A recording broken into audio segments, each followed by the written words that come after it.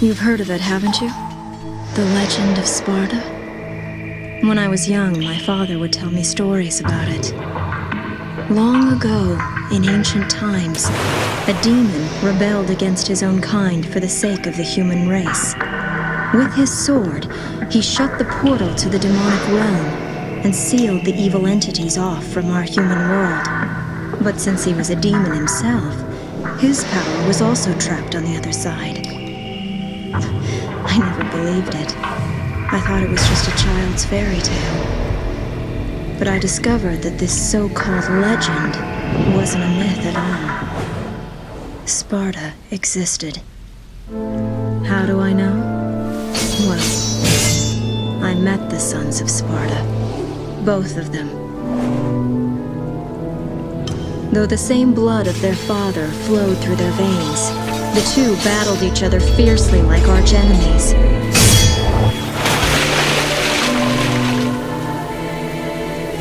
It seemed as if they derived some sort of twisted pleasure from this brotherly fighting.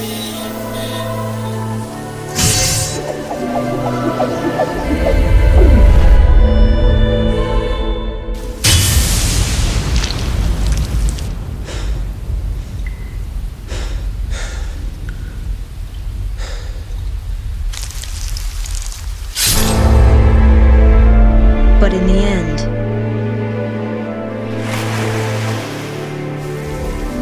only one was left standing.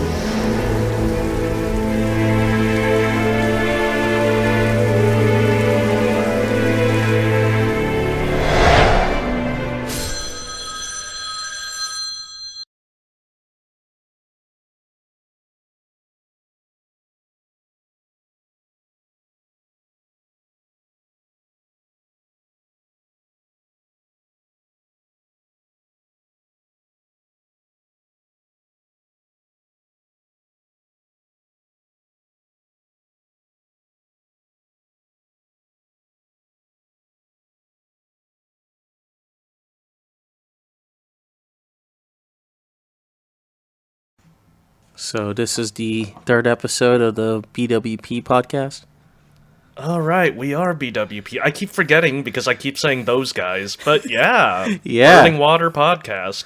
Welcome to the Burning Water podcast. I'm John, and I'm joined with... Donnie K here. Yeah. Well, man, welcome to the Burning Water podcast. How have you been, Donnie K? It's been forever, man. Just put a mic in front of my face and let me talk for the entire duration. That's pretty much what this is. Hopefully someone actually listens to this. I know. Otherwise, it's just an archive of memories. Yes, I know. And what beautiful memories do we have other than us playing the Devil May Cry series? That's actually hard to say. What actually constitutes a good memory? But since you brought up Devil May Cry, though, you went through it?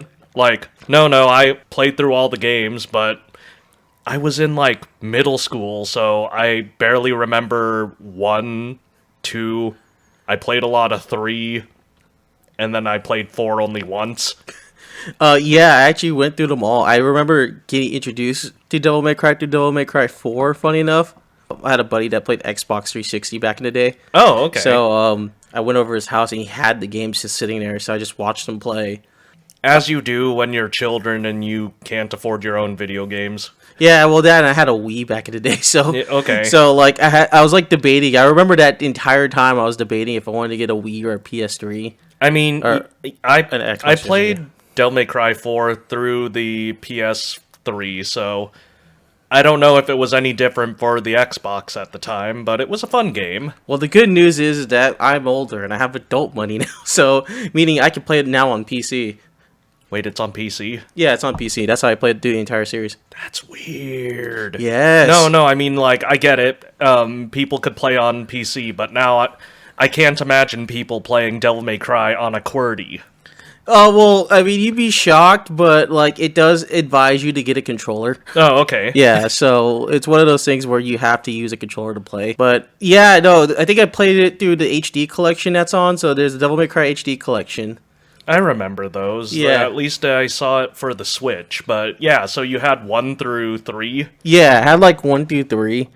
And then I played 4 which is its own game. It's only special edition. And then Devil May Cry 5, which recently released. That's the only one which I played in recent memory, so I'll talk a lot more there, but it sounds like we should be in order from 1 onward. Yeah. And then there's also, but then before I go to it, then there's also DMC Devil May Cry that's also on PC. Yeah, I forgot about that one. I know. That's not even me throwing shade on it. I just actually forgot about it. I know, don't worry. We'll talk briefly about that when we get there. So I guess first off, Devil May Cry 1, Resident Evil is an action game?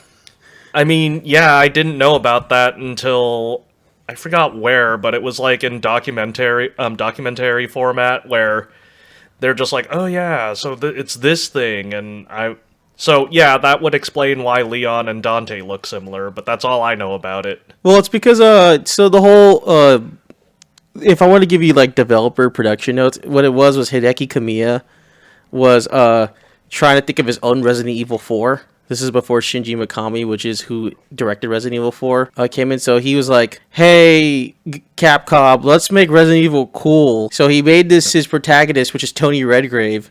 Oh. Which is just Dante, but with a red coat back in the day. That was the concept art. Well, why I'm surprised about that is Tony Redgrave was a character in the novel. So wait, there's more lore? Yeah, well, apparently he was supposed to stop the zombie outbreak somewhere in Raccoon City. He has his sword and his guns, but he looked too cool to be a Resident Evil protagonist. I was going to say, since Resident Evil takes place in, I forget if it's the Pacific Northwest or if it's just the Midwest, but in the Rocky Mountain area. Yeah, basically the Midwest of... There's a STARS operative with a big sword that looks like Rebellion, at least in concept art. Yes! So that's what it was, and then it had this weird Bishi look of the guy just staring into the abyss. Okay. And so what happened was Shinji Mikami goes to Kamiya and he's like, dude, he looks too cool to be in Resident Evil. How about you should just go in and make a different game? So they didn't want to scrap the concept. So yeah, Devil May Cry could have been Resident Evil 4. It wasn't Resident Evil 4. In another timeline, it probably was. Yeah. So because Resident Evil 4 was struggling with production at the time, that's why I think when you do play Devil May Cry 1, it feels a lot like Resident Evil in a certain way. Because, weirdo castle with weirdo puzzles with fixed camera angles. Yeah, especially the fixed camera angles, because it throws me off every time when I went back to go play the first game, because I did play it in order. Oh, okay, listener. Well, that's good. Yeah, I mean, you've been giving me updates where it's like, yeah, I'm this far in the game. Well, you know what's so funny? I forgot what the spider's name was. Phantom? I hated that boss so much. Phantom is cool. He's angry. He's an angry spider. I hate that boss until you told me, jump on the Phantom's back. Yeah, and I was like... and then when I did that, I was like, oh my gosh. Yeah. I didn't know. And then you could hard counter him, so when he's actually charging, if you just stinger straight into his face, it stuns him for a moment. Yeah. Yeah. It's not gonna lie, that game was low-key annoying to go back and play. But then again, though, I give it the respect it's due. Story-wise, I think we can start off with story with Devil May Cry 1. So, yeah, you play as Dante, who just opened up his demon hunting shop until a random lady shows up in the bar. Sorry, not in a bar. It looks like a bar. It looks like a yeah, Dante lives... he lives in his office, and his office looks like it would be just a biker bar. Yeah. What's funny is that she shows up, and then just starts... She says, I have a job for you, and then throws a motorcycle. Or maybe it's not in that order. Oh, no, what happened was, she shoots him up, cuts him up into pieces, and then throws a motorcycle. And then Dante just randomly just gets up and is like, that's not cool, lady. I'll have a job for you, Dante. Wait, I forget. Not only does she throw the motorcycle at him, but then he whips out his signature pistols, and then he suspends the motorcycle in air by shooting it. Yes, he does. Oh, okay, so cool. I remember that much. Yeah, because I remember, she shows up and cuts Dante up. And then, she throws his motorcycle at him. Yeah. And then it's the coolest thing ever. Because I guess the game came out in 2005, I think? I don't remember. I was just in middle school is all I remember. And I kind of had fun, but I had to be on easy mode. Oh yeah, because, the first game is difficult. Well, it's so funny because because that's the only story context we get. Because they don't really Devil May Cry isn't really a super like storied series. I was gonna say, I'm surprised that it's Resident Evil related. Yeah, I guess Capcom, but like, this seems more in line with like Castlevania story of just Hunter gets challenged to go to a castle. Yeah, well, it's basically like that. Hunter gets challenged to go to a castle because you gotta remember like the original Resident Evil games. You did explore a house with weirdo puzzles. Because what police station has you unlock 3 medallions in order to go under the thing? It makes more sense with Devil May Cry, but I never felt scared, obviously, because the game's not supposed to make you feel. This isn't a horror game. This is, well, okay, it has gothic horror elements, but you're empowered. You're here to hunt. Yeah, and that was one of the things was because it was a Resident Evil spinoff. In order to differentiate itself, Dante became a demon hunter, not a zombie hunter. Oh, okay. So that's what made the game so interesting to me. But let's talk about gameplay, I guess, because the story was just kind of simple. You're kind of given bits and pieces. Like, isn't it like through each mission, though, you get some sort of like lore dump? I mean, they talk about the castle a little bit, but they don't talk about the legacy of Sparta. They just give you an exposition dump in the beginning where it's like, long ago, demons and humans were fighting, and then the Dark Knight Sparta showed up, and he was a cool dude. Yeah. Well, and that's what I liked about the first game. It was very simple to play, but it's very hard because there was a ton of backtracking. And what sucked was, okay, those stupid marionette puppets that you fight in the middle? Just the basic enemy. Yeah, I didn't like them as a basic enemy. I'm not going to lie. Why? I see no difference between them and the Reapers that show up in the third game. Well, maybe I think it's because since it's the first game, I have to give it a little bit more grace. Because, I guess I'm coming from, because when I was playing it, I was playing... You're from the future versus where I'm playing these when they came out. Yeah, exactly. So it's like... Okay, so, even though this isn't going to be a Super Smash Bros., it's just more of the... I grew up playing Melee... Yeah. And then I decided I'm going to try and play N64, and I was surprised that there is no smashing. That's true. And that was one thing I had to get over. But the weapon variety was also very limited, too. Because, you get 2 swords. Technically, you get 2, but yeah, you get 1 sword, 2 if after the transformation, and you get a pair of gauntlets. Yeah. And then your gun, at least you get, 4 guns. You have grenade launcher, you have... pistol. I think you get machine gun. I forget. You do get a machine gun. No, you get a rocket launcher. Okay. I thought that was the grenade launcher. Oh, yeah, you do get... No, it's a shotgun, grenade... Yeah, shotgun. Shotgun, pistol, grenade launcher, and needle gun for the 1 underwater level. Yeah, you do get the needle gun, which was very funny, because I felt like I was playing through Doom when I got that needle gun. Oh, yeah, because it's first person and you move... kind of slowly. Yeah, and that's when water levels sucked, and I still believe that when water levels still sucked a lot.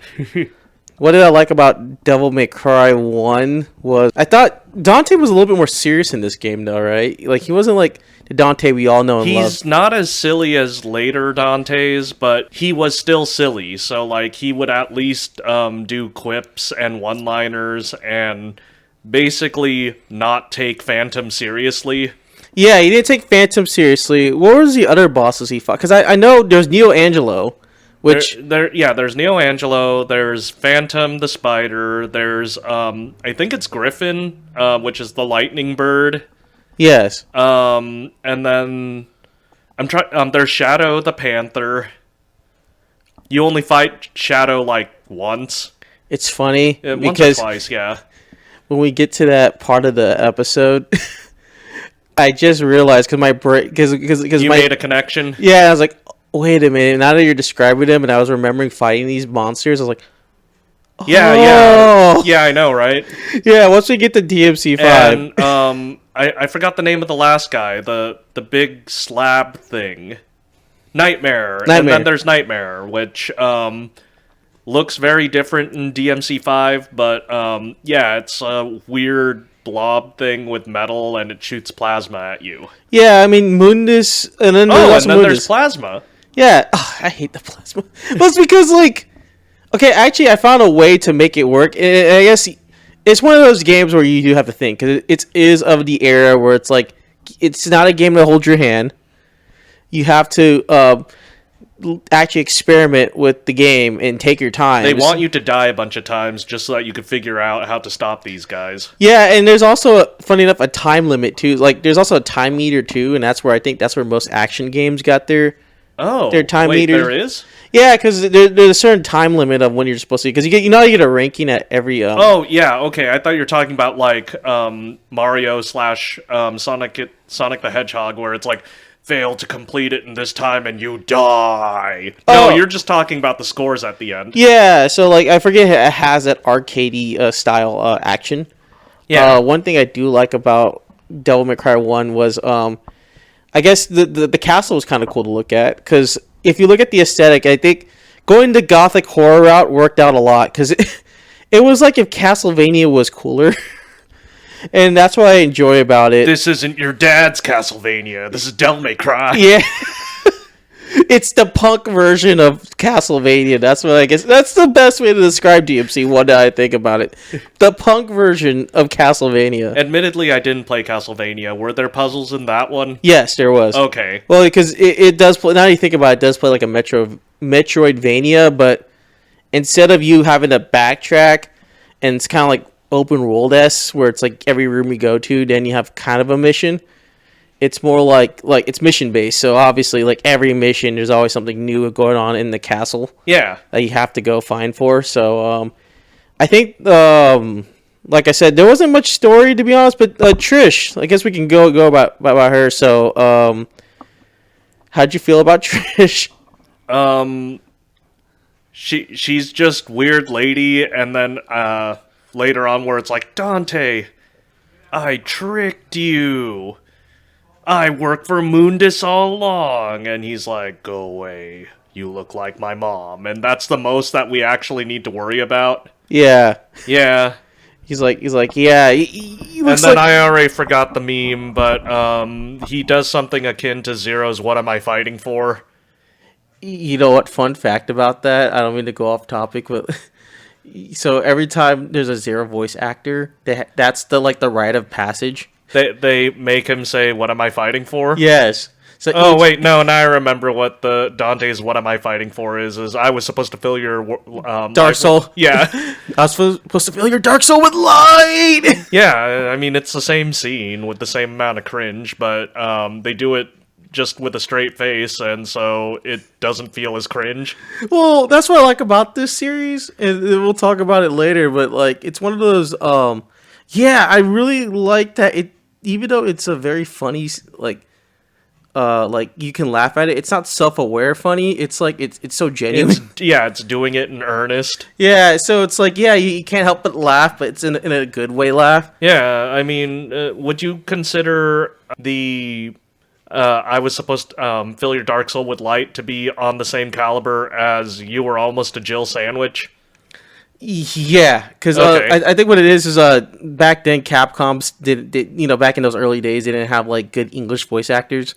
Oh, so okay. like even then like some of the English cast that they got were actually just people who were living in Japan. And they're like, you look like the character.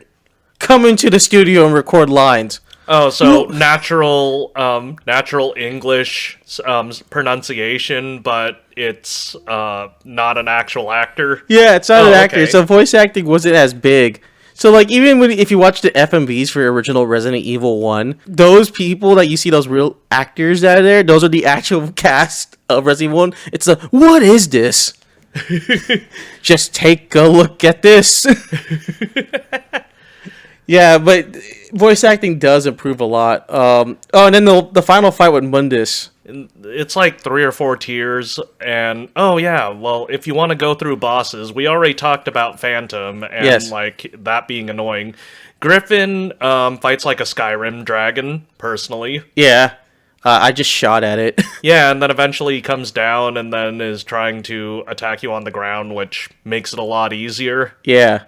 Yeah, I'm trying to think, because I know you were getting to Mundus, but might as well talk about all the bosses. Oh, no worries. Yeah. Would you even consider Plasma a boss? Because it seemed more like a special enemy for one level. I think it's more like a mini boss. Okay. Because I'm bringing it up because he showed up as a character in Netflix May Cry, so does that make him a boss? I mean, Netflix May Cry, I don't really consider it Devil May Cry, but yeah, I guess he's a kind of a boss. It's the weirdo lightning bat that turns into Dante and then punches you in the face, and then you just beat the heck out of him. Yeah, and then you just keep shooting at it. Yeah.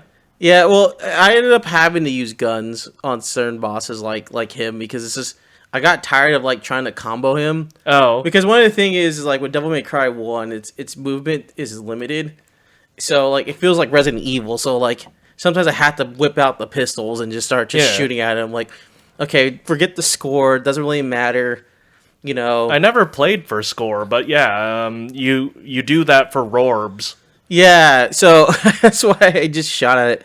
Oh, and there was also that one enemy that kept shooting in the library, and you had to like get closer. It was the dragon. Is that the same? Oh, enemy? No. So the dragon in the library, I wouldn't even classify as a boss. It's a puzzle. That took me a while to get. And what do you mean you have to shoot at the dragon? The way you defeat him is that you just have to time it and then hit the fireball it breathes. Yeah, I didn't know that for a while, Oh, okay. so I just kept getting hit by it for a while. This is what I mean by like this is a thinking man's game. Like, and I'm over here like, huh, I'm gonna go walk. Just hack and slash, Combos. kill. Combos. Yeah. No, I give it its respect. So what was the next boss you want to get into? Because I know it was Plasma, and all I remember about Plasma was just you have to use the lights, and then once you shine the lights, then you can just slash at him a lot. No, I don't think that's right. Just because what you're describing sounds like the shadow guy from Devil May Cry 3. Oh no, there's a boss in Devil May Cry 1 where you have to like, No, I know what you're talking about. That's Nightmare. Oh, that's Nightmare. Okay. Yeah. I guess I get Plasma and Nightmare confused. Yeah, Plasma is the blue bat that turns into Dante and chases you throughout the level.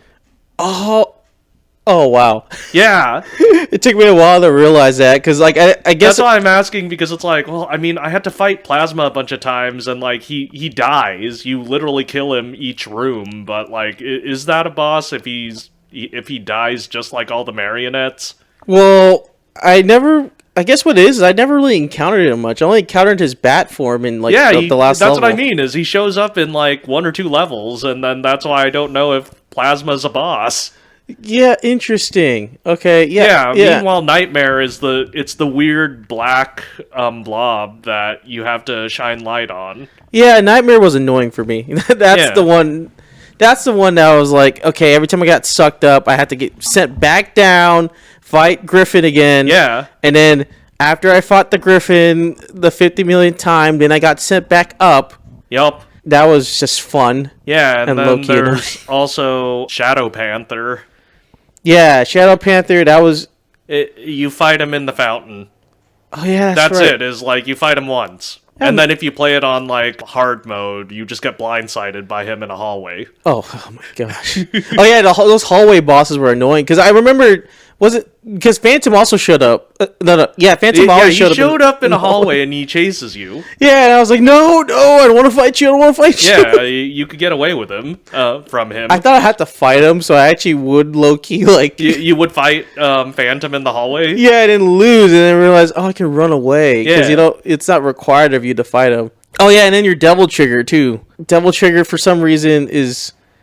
very limited, but that's because I was probably really bad at the game and I only had 4 Devil Trigger stocks the entire game. Yeah, so guess who's You didn't find any more purple orbs? No, I didn't go through and get more orbs. Oh, okay. And I forgot. There was also Neo Angelo. You have to fight him 3 times and he just gets more power. I was about to get to Neo Angelo too. I think he's the only boss that I actually had fun fighting. And that's because all I had to do was just kind of wait, hang out, yo, what up, and then wail on him. Like, he actually felt like a fun Devil May Cry boss, and I think that's like the prototype of like all human fight Devil May Cry fights you'd have. Human air quote. And the humanoid things. Yeah. So there's that and also because spoilers, it turns out that it's mind-controlled twin brother, but...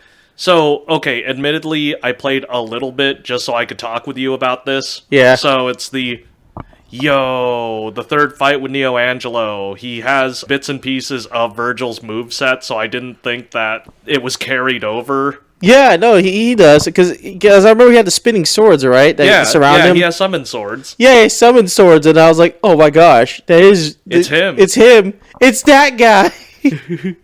Neo Angelo was the funnest boss to fight, but I'm not gonna lie, if I had to, I would not go back to that game. Yeah, oh yeah, and then just because we've covered all the bosses but the final. So, as you were saying about Mundus... Oh, Mundus. He's Mundus. Yeah, he's a Mr. Greek god statue man. You get to fly around in a pocket dimension at one point. Yeah, well, it's so funny, because the lead up to Mundus was where you get the I fill your dark soul with light. Yeah. And that's because Trish realizes the error of her ways, and her heart grew 3 times as big, and says, Mundus, stop, take me as a sacrifice, you are a worthless woman. Bam, smacks her across the street, hits her on the wall, and then Dante goes into a seething rage because, like, I can't lose my mom twice. Yeah. And then all of a sudden he just becomes a double triggered. And then you have to fight a marble statue. Yes, twice.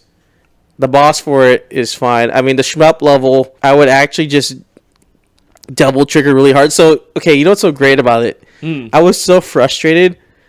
Before you fight him, you can actually go into the room and just keep fighting those Wolverine-looking enemies. Oh, okay, yeah. And so I would just grind. You ground Rorbs? Yeah, I ground Warb so hard to where I could just keep spamming purple orb, just turn to double trigger so I could skip that shmup sequence. Oh, okay. And then that's how I was able to get the second one. The second one was...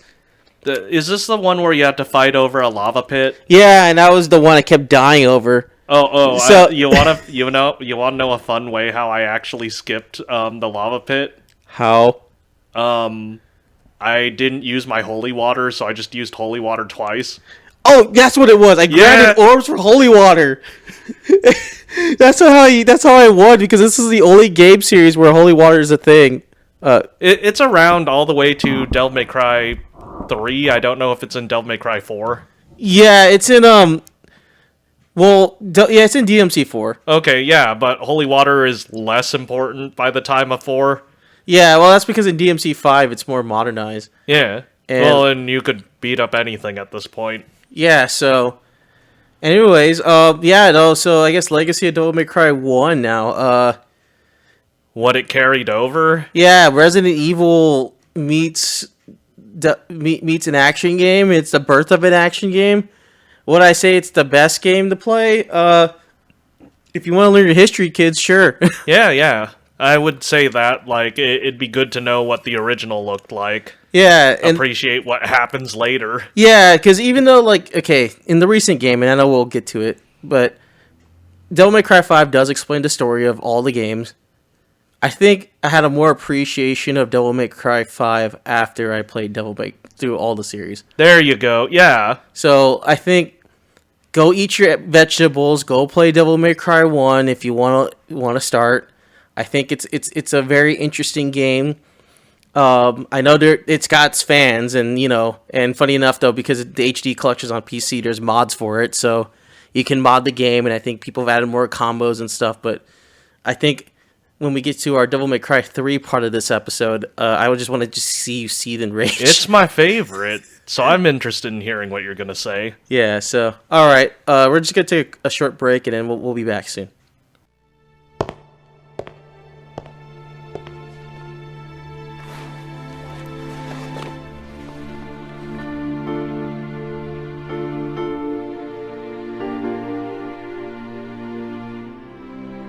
My mother risked her life for me, and now you too.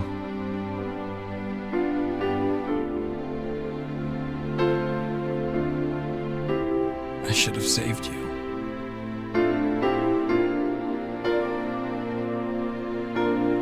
I should have been the one to fill your dark soul with light!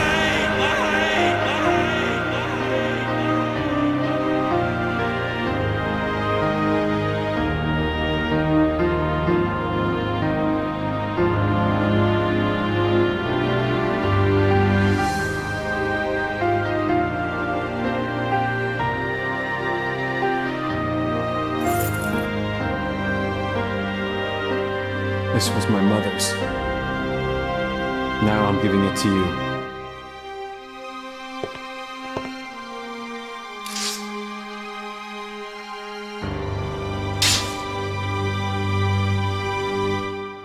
My father's also here now. Rest in peace.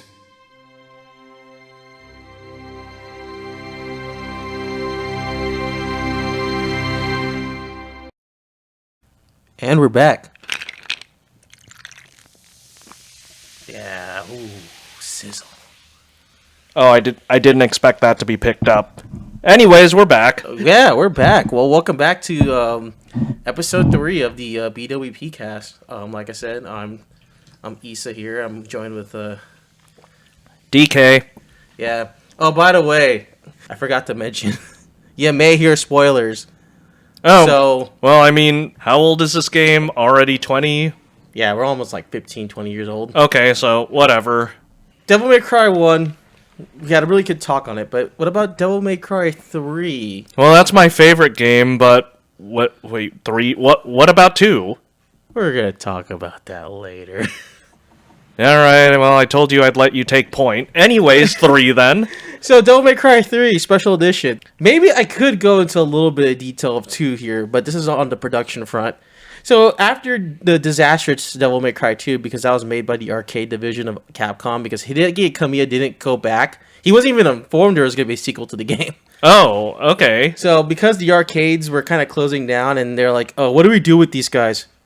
Have them make Devil May Cry 2 when they're only able to make Street Fighter and random fighting games. What was there a reason why, like, the original Devil May Cry guys are too busy doing another project, so they sent the other guys to do Devil May Cry 2? No, it's just because I think Capcom was kind of mismanaged Oh, okay. at the time. So, like, because the arcades were dying out, they needed to give their arcade guys something to do. Oh, okay. Busy work. Yeah, go make Devil May Cry 2, and I guess some unknown director just didn't like the first game so much that he basically ruined He said, this. I could fix this. Yeah, and then during the last minute, they had to bring Hideaki Atsuno, he became the director of all the Devil May Cry games that we know today. Oh, okay. Because Devil May Cry 2 was like the nuke that almost destroyed a new series, Hideaki Atsuno made it a mission to make Devil May Cry 3 the best Devil May Cry ever. Okay, just because, yeah, I'm assuming they upped the cool. Yeah, People are doing flips and surfing on missiles and stuff now. yeah, because he basically got the feedback from all what the fans wanted and realized, oh shoot, maybe I should. We liked it when Dante made quips at Phantom. Let's do that again. Yeah, So, and dial it up to 11. yeah. And they made it a prequel of all things. Well, yeah, so now at least we'll understand how Dante got into the biz. Yeah. I guess. Well, and that's what makes Devil May Cry 3 so great, is that they basically turned what was like basically an almost dead franchise into like one of the best franchises ever. I feel like this is like the grandfather of all the modern action games.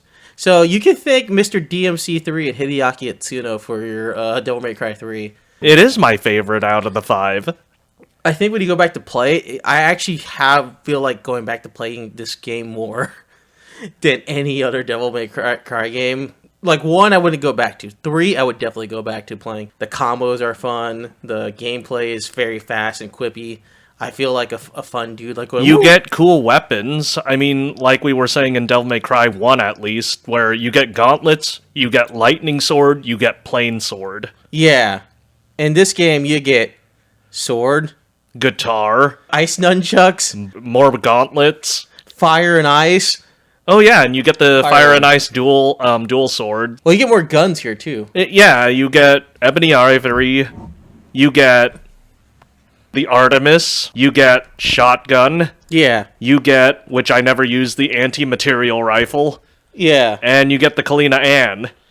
Which we'll get into Catalina Ann a little bit later. I'd say story-wise, Dante, again, we don't really get context of this whole shop thing fully yet. He's just still trying to figure out what he's going to name his shop. You get teenage Dante. Yeah. He's gonna make a shop, and then he gets crashed on, kind of like when Trish showed up, but instead it's a bald guy who says, "Yo, your brother says hello." And he's like, he doesn't care, and then demons randomly show up, and it's like Grim Reaper looking like skeleton guys. Yeah, I enjoy those a lot more than the marionettes in Devil May Cry 1. They were because fun they move faster?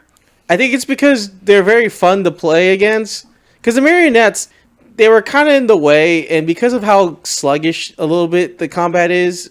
I'm assuming as well, because you just told me that it's a Resident Evil prototype, that the marionettes move slowly because they are very zombie-like. Yeah, versus in this game, they up the action a lot. Like, you still get fixed camera angles, kind of like in Devil May Cry 1, but let's just talk about the opening cutscene now. Okay. Oh my gosh, like, it was a complete 180 because you gotta remember, like... Wait, when you say the opening cutscene, do you mean the start of the game or the thing that happens before the main menu?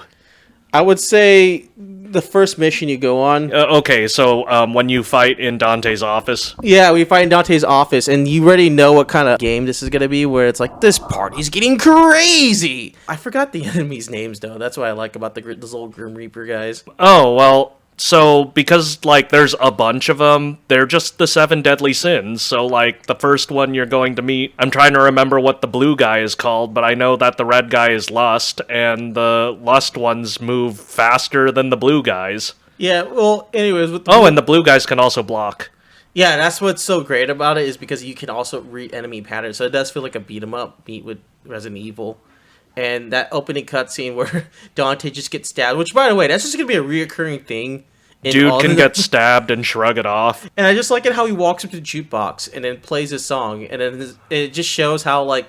Oh, and not only is it kooky and goofy because, you know, all the bad guys are waiting for him to pick his song before they continue their fight. Yes. But also, you could tell it's ridiculous because...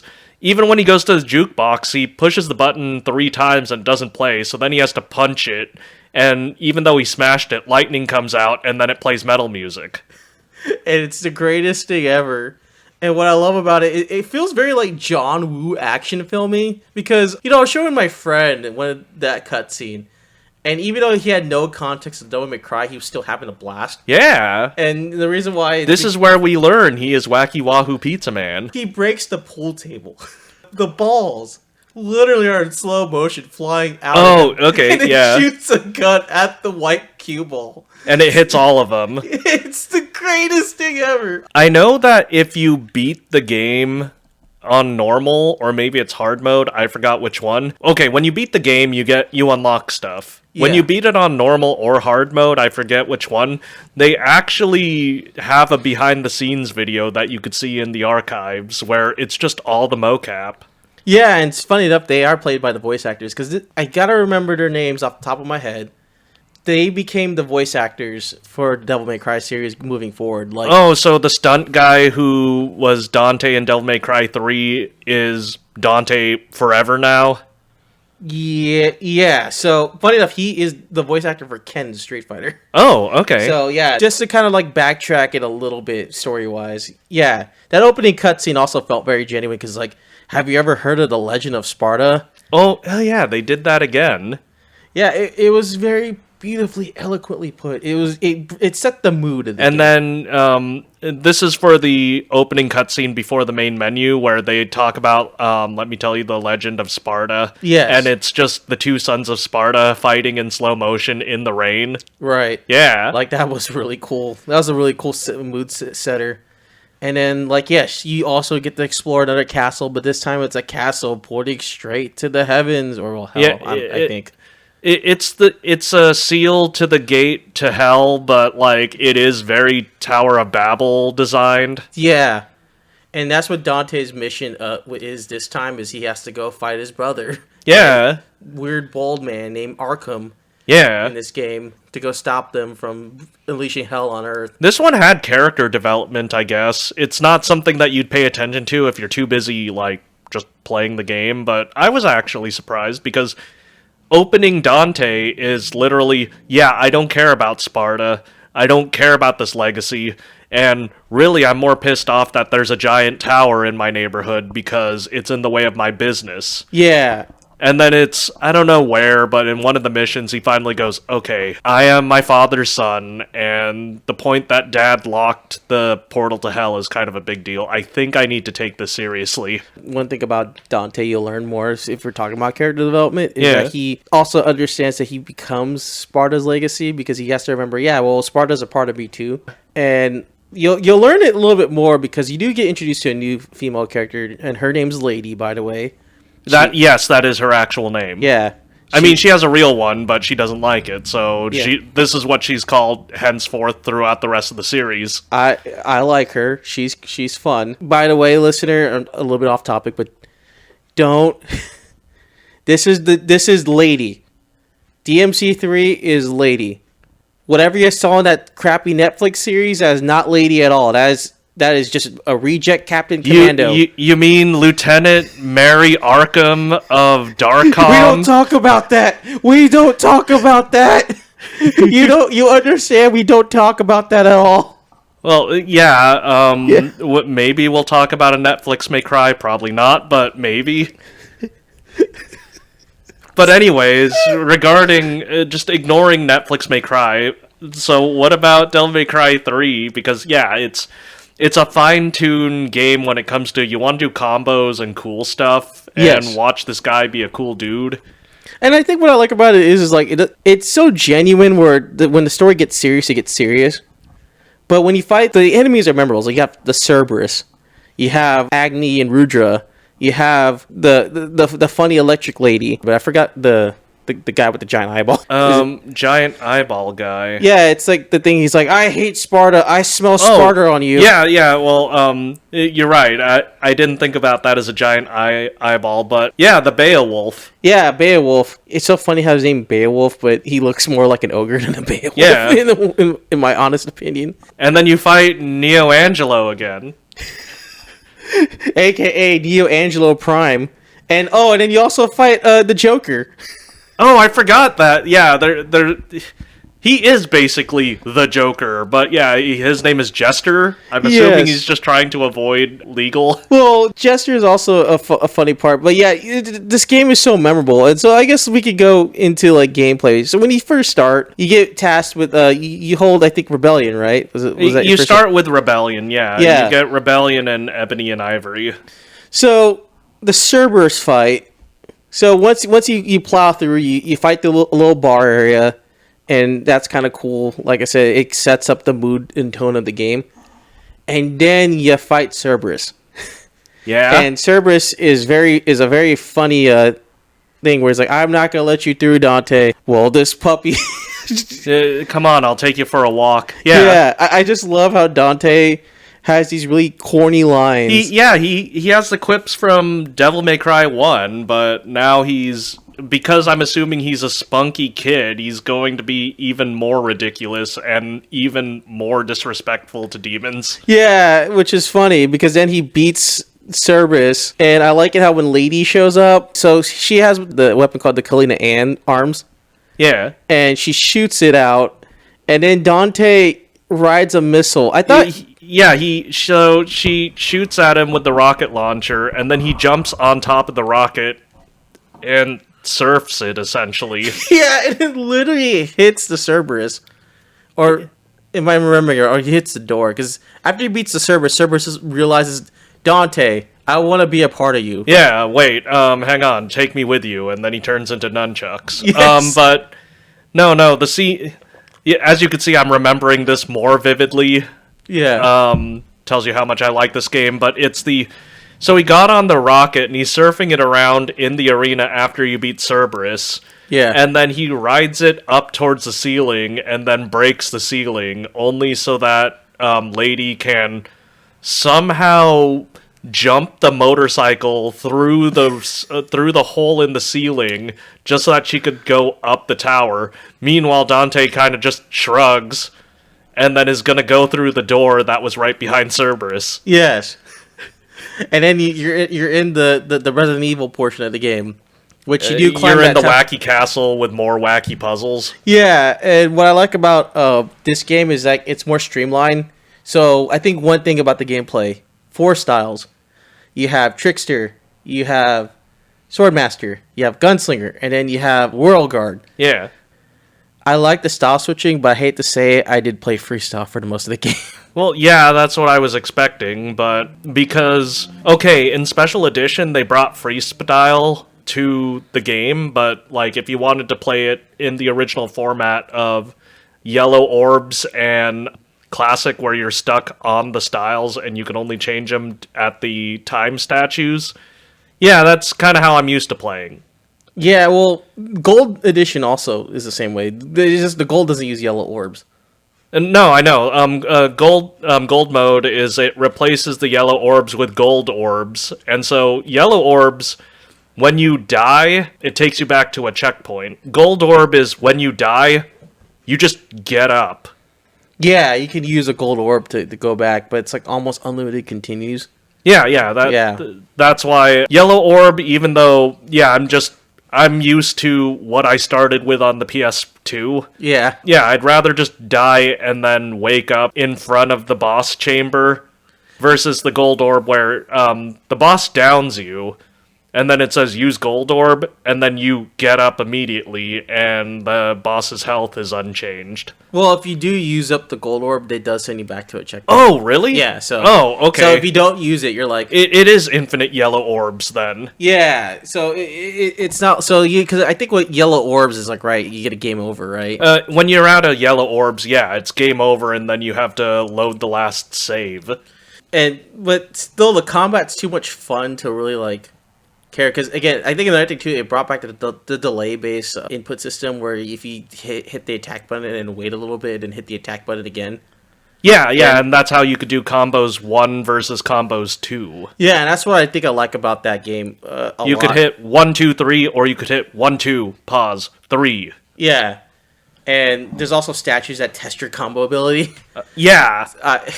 No, those things were hard. Yeah, you could be stuck there for like 10 to 15 minutes if you don't know the timing for your combo. Yeah, no, it's nuts.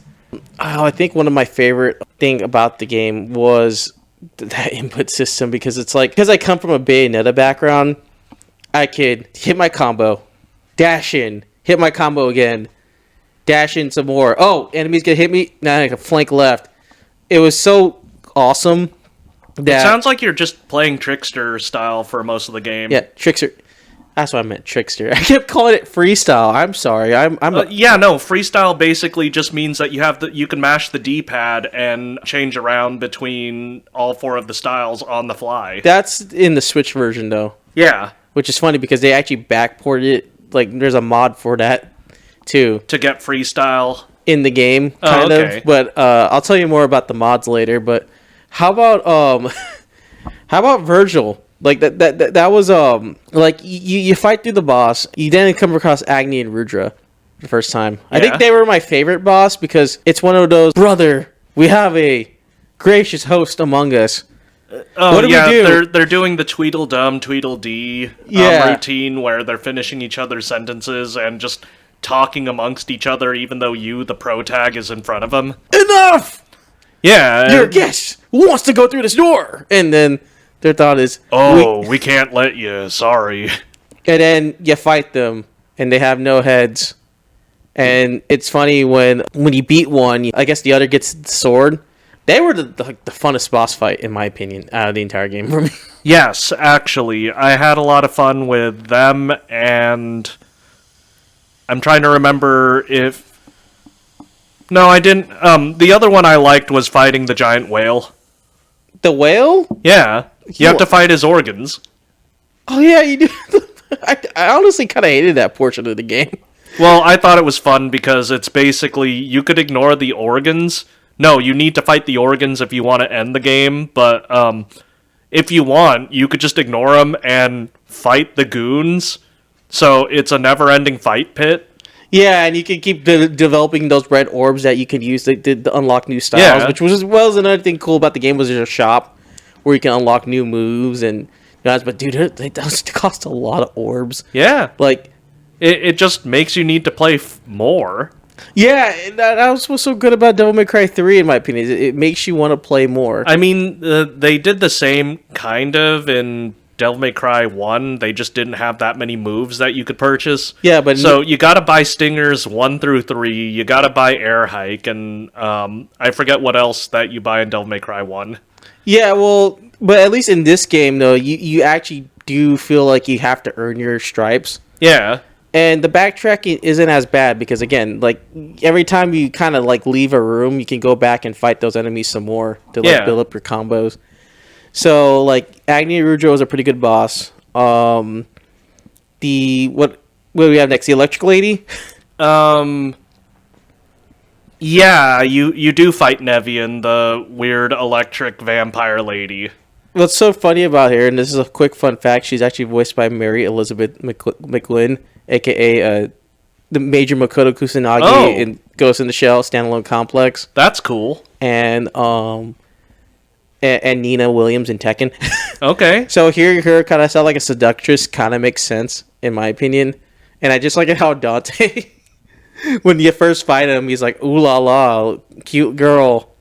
And then when you beat her, it's almost like this, like, really tragic, like, soap opera thing, and she turns into an electric guitar. And and then he just jams out. Yeah, and he has a concert and everything. It's great. I freaking love it, man. Yeah. Yeah, so you get that. But did you ever use that weapon often? I never did. So, no, I beat the game, and then later on I went back and used it just to see what it's like, and the answer is, it's the most combo-y combo move ever, because, like, I could get triple S easily with it. Yeah. How do you do it? What do you mean? Because, like, I couldn't get it to work when I played it, and I just gave up and just switched back to Cerberus. You're going to need to be in Sword... you're going to want to be in Swordmaster style, and... So you don't need the Swordmaster style, it's just an easier way to keep your combo going. Oh, and then you just need to buy a few moves, because, like, one of them is literally he slides on his knees and then just starts shredding really hard, and then you just get a sonic dome around him, which just combos everything. Oh, so basically that weapon's used specifically for Swordmaster. Yeah, and then, like... Later on, I watched, like, a tech video just to see, like, what people had to say. And because if you're not going to be doing, like, the Sonic Dome sort of stuff, all you do is you shoot electrical notes very slowly. And so, at least the guy whose video I was watching, the phrasing was, you're not using a sword, just pretend it's another gun. Oh, so it's just a projectile thing, and Dante's just literally shredding on this guitar. Yeah, and then it's only, like, later on where if you buy certain moves, then you could do crazy stuff like the dome and do other combos. The only reason you want the Swordmaster style on is because when you do your special attack, the sword turns into a scythe, and so you could do a 1-2 swing and then go back to shredding. Well, there's also Jester, though, because I guess when you fight, you get, like, the Jester fights every now and then. Yeah. And I guess he's supposed to be the funny Joker guy. Yeah. In each part of the game. I just realized, all these names, Arkham, Joker, like, what are they just homages to Batman? I mean, that's a good point you pointed out, because I didn't actually notice that, but... No, I think also it's the two sides of the same coin, not a Batman reference, because Arkham is really serious, stern, and his face barely changes emotionally. Yeah. While Jester is just really bombastic and really weird. Yeah. So I think it's just one of those where it's the same guy. It's just which one are you seeing? Right. Well, I did like the Jester fights too, because they were very fun to play. The shooting animation, like when you shoot at him, reminds me of Doro and Stellar Blade. Oh, okay. Where every time you shoot at him, like, you know how he, like, pitter patters away. Yeah, and so you can't hit him until he gets tired. Yeah, it's like that. One thing I do enjoy a lot more was Oh yeah, there was the centipede. Screw that centipede. I hate that thing. I hate that thing too. Okay, I'm glad I wasn't the only one, because I almost was low-key, like, thinking that was the one boss I hated fighting, because it's like, I have to ride on its back, and then wait. And I know, like, in this day and age where waiting's a virtue, this is the one thing where it's like, why do I have to wait for him to pop out, hop on his back, start slashing through him, and then all of a sudden going away? Yeah, well, no, while you're on his back, you can do combos, which is how you maximize damage output. But yeah, versus everything else, which feels like an actual fight, here I am waiting at the station for the train to arrive, essentially. Yeah, that's the dumbest boss fight. Oh, but can we talk about that Virgil fight, though? Which one? The first one. Like, Okay. You climb the tower, it's raining, stormy nights. I love Dante's quip in that one, where he goes, "Hey, it's my older brother. What up, man? You know, your party sucks, by the way." Yeah, there we go. I was like, okay, I don't remember the quip other than this, your party sucks and there's only one chick. Yeah, there's only one girl, and she already left the party. And you have no food, and he's like, "Sorry, I must be an ungracious host." And then he pulls out Yamato, and then they start dueling. That is the funnest boss fight, I'm not gonna lie, when you fight Virgil. And with the rain, it messes up his hair, so now both of you have the same head model. Yeah. Hey, that was what's so great about it. And then Virgil beats you, and it sucks, because then he's like, "Dante, I now have the power. I am now going to unleash hell on Earth." And then, even in his worst state, Dante is still a charismatic character. The fact that he runs down the tower, Where he awakens and turns into Sonic the Hedgehog. yes, doo. Yeah, he's literally running down this building. Is that when he unlocks his devil trigger? Yes. Speaking of which, a fun fact again. So the devil trigger designs were actually made by Mr. Shin. Hold on, I'm gonna pull him up. And while I pull him up, You don't want to mispronounce this name. yeah, because I have to put respect as a fellow artist to artist. He. So fun fact. So you know the whole joke of Dante being featured, Dante from the Devil May Cry series. So that comes from Shin Megami Tensei 3. Shin Megami Tensei 3 Nocturne. Yes. Okay. Yeah. And in that game, Dante is a devil hunter, so demon hunter, and you play as a demon. Oh, okay. So he's hunting you down. And so during the entire game, you do come across Dante as he shoots your demons.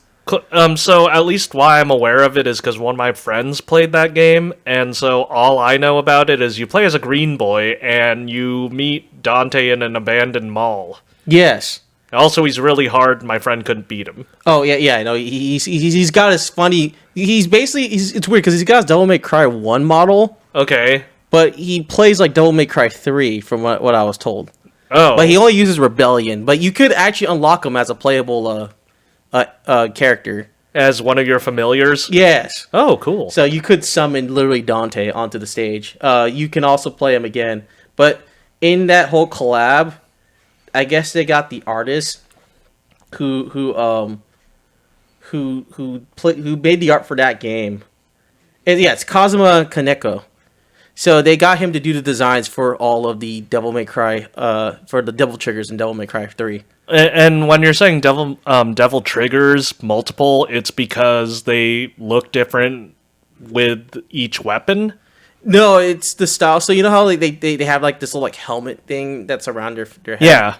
So if you ever look at the title screens of every Devil May Cry game, his name will show up and it'll show -Atlas. Oh, yeah. And it's to indicate that he did the designs for the Devil Trigger designs. So like when Dante and Virgil transform, his name, because he did the designs for those, he's the specific character designer for that. And then it's Akeno, who was a well-known Street Fighter artist that did the rest of the character art. Oh, well, yeah, it's a Capcom game, so I was gonna go, whoa, there's 2 Capcom guys that are heavy hitters. Wait, no, it's within the company. Yeah, I know, it's one Capcom guy, one Atlas. Oh, okay. Well, not Sega Atlas, but one Atlas guy that did the Devil Trigger design specifically. So as he runs down the building, he just slashes demons, and then you have Lady on the motorcycle too. Yeah. Driving down the tower. It's the most This is the Insane most thing. anime thing that, well, at least because we came out of Devil May Cry's 1 and 2, yeah, this is the most anime you're gonna get. Yeah, and I think that's what I enjoy about this game is just how charming it is. And then you have to go through the tower again, and you fight the Beowulf. I think I'm a little bit 50-50 split on the Beowulf boss fight.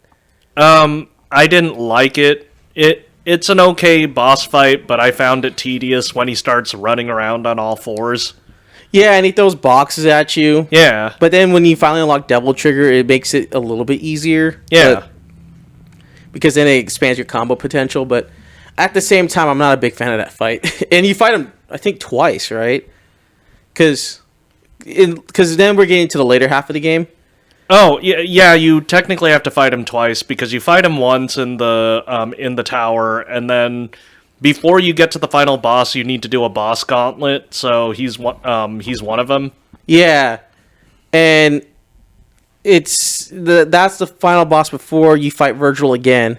Yeah. And then Arkham finally reveals his hand, and not before telling Lady, you need to go kill Dante and Virgil because they're trying to summon Sparta again and unleash hell on Earth. Yeah. And so Ladies was delusional the entire time. And then Arkham finally reveals in his gesture form that...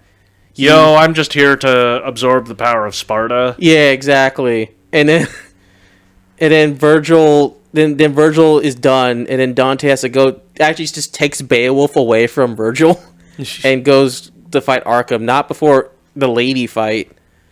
Which... That Lady fight was kind of also a little bit tedious for me because, like, she's just a zoner.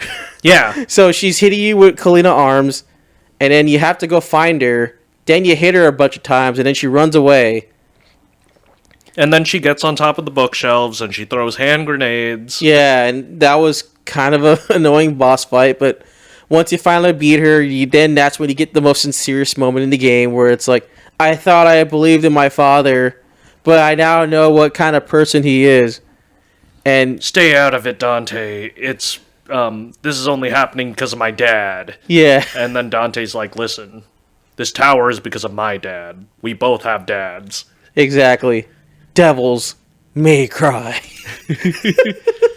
And then he borrows Kalina arms from Lady, who then changes her name because her original name was Mary. Yeah. If it wasn't any biblical references, you know what I mean? And then you go into the underworld to go fight Arkham, who's now trying to absorb the power of Sparta.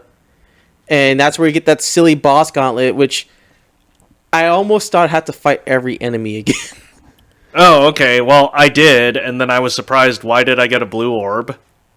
Oh yeah, for all your troubles. Yeah. I like it. It just reminds me of like that. All I get is one blue orb for all that pain. Yeah. Oh, yeah. I forgot this is a boss because it turns into a mid boss. But the big Reaper. Yes. Yeah. That's the second. I know. That's the first boss of the entire game. Is the Reaper. Yeah. Wait, in the underworld section or no? No, before you even fight Cerberus, you have to fight this Reaper in, Mission 2. Oh, that's right. Yeah, and the only reason why I'm just remembering about the Reaper now is because that's a required boss fight in the Gauntlet. Yeah, and that was pretty stupidly easy. Yeah. Because you fight him in the Demented Ball, or the Demented Bar, and then after you beat him... It's reoccurring because, like, there's another one where you get a blue orb fragment if you fight through just... Remember where you have to beat on the two switches in order to turn off the aura that allows half damage on all creatures? Oh, yeah. Yeah, so I just brute forced it and just did half damage the entire time. The end of that entire challenge is you have to fight two of those guys. Oh, yeah, that thing. Yeah. That was annoying, and then I realized I had to do it again. But yeah, for a while I was just beating on him because I was using Beowulf the entire time because that's the weakness. Yeah. Because I didn't know about enemy weakness until like later in the game, and then I felt really dumb because I'm like, this is just a Mega Man game at the end of the day. So yeah, that gauntlet was kind of fun. I liked the design of the underworld. That was pretty cool. And then you go and fight Arkham, and he's waiting there. He turned into a funny blob. Well, he starts off with Sparta, then like mid boss fight turns to a blob. Yeah. And I like how Virgil, for just that one moment, teams up with you. Yeah, and he even picks up one of the two pistols, and they have the iconic Jackpot. pose. Yeah. Yeah. Oh, dude. Because he's like, fine, we'll do things your way, Dante. Yeah. And shoots. And then after that, then there's a second Virgil fight, which... No, it's a third Virgil fight. Oh, yeah, because I forgot the third. Yeah, the second one was before you find out that Jester was Arkham. Yeah. And the third one, and the final one was like... Yeah, that's the final boss where your hell is closing up.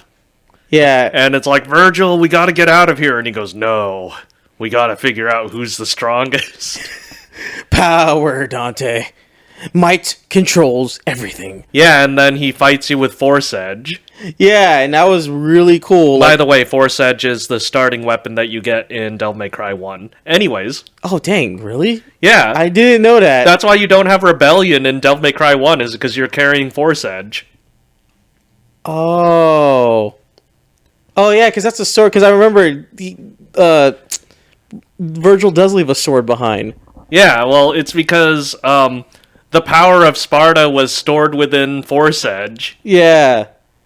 Well, there's also that. So you pick it up because Arkham dropped it because he picked it up. Yeah. No, okay, that makes sense now. Because for a second I was like, oh, the Force Edge. And that's why you needed Force Edge was the key to everything, and then you needed the two amulets in order to create the Demon Sword Sparta. Wow, my brain just... I just realized that's the reason what led in Devil May Cry 1 on the timeline. That's why you have the crappy Force Edge sword, and then if you were following the entire lore, it's just, wait, really? I fought all this Yeah. just for crappy Force Edge? Right. Oh my gosh. Well, that's interesting. I did not know that. Okay, now I gotta go play Devil May Cry 3 again, which, by the way, if you play it on PC... I hate how my save file got corrupted. Lol. So I played with mods, and now I'm about to make Donnie K seethe in rage real quick. So the first mod I played is there's this new mod, I think it's called Red Crimson, which turns Devil May Cry 3 to Devil May Cry 5. What way? Like Everything. you get all the combos, or So it's weird. The Switch version is the only version that has the freestyle, which is like a backported oh, okay. a backported feature. That never happened in the HD collection because it was just Oh. a straight port. So Okay. the brave modders, bless their souls, have gifted me with all the mods I can to make my Devil May Cry 3 experience the best experience ever, including costumes, including like new characters, new modes. They even backported the I forgot what the training mode in DMC5 was called. It's just called The Void. Yeah, the Void. They even imported the Void if you wanted to practice your combos in there. It's great. But it has the freestyle mode, and then it turns the entire camera into Devil May Cry 5. So now you have full control over the camera even when you enter rooms. What does that look like? Why I'm confused is if fixed camera angles were that way because pulling it back to Silent Hill and Resident Evil, it's because technology at the time couldn't render all the things, so to hide that, they just had fixed camera angles. Well, it's very funny. So like, because it becomes a free camera in this one mod, the Red and Crimson mod. You know that one enemy in the like that's sniping you at Yeah. the bottom while you're fighting demons before you enter the bar? Yeah. If you actually jump on like up there to go hit him, there's no ground floor where he's standing, so he's just literally floating in space. There So- we go. That's what I was wondering, is that now that there's no longer fixed camera angles, are there just blank spots on the map? Yeah, so basically now you get to see kind of every part of the map. Oh, okay. But the good thing is that like Devil May Cry 3, like, okay, you know how you climb up the tower? The only downside is the fixed camera angles do help out a lot. So, you know, when you're climbing that tower, it just feels like very grand and epic. Now, because it's just a behind-the-shoulder camera angle of Dante, it's literally just you're walking up the staircase, and it's just kind of boring to look at. So that's the one thing against the mod. Everything else is great. Your combos flow better. It's a quality of life thing. Yeah, tons of quality of life features. If you have the game on PC and you have Devil May Cry HD Collection, I would recommend downloading Red Crimson. So, yeah, no, that's Devil May Cry 3 in a nutshell, man. We had so much to talk about with this game. Yeah, well, it's a good game. Yeah. And I remember at one point where you're just like, oh, okay, so like, Devil May Cry 5 is really good, and I'm like, I'm sticking Devil May Cry 3. And then you just called me out, and you're like those people who only play Melee. And I'm like, I mean, I guess, but this is the game. Devil May Cry 3, I guess we could now say it's a Super Smash Bros. Melee. Of Devil May Cry? Yes. More after the break. Alright.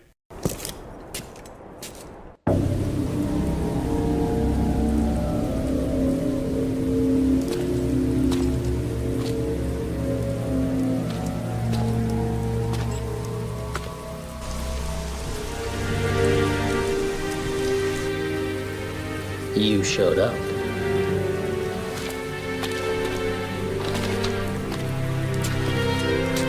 You sure know how to throw a party. No food, no drinks, and the only babe just left. My sincerest apology, brother. I was so eager to see you, I couldn't concentrate on preparations for the bash. Whatever. At any rate, it's been a whole year since we last met. How about a kiss from your little brother? Or better yet, how about a kiss from this?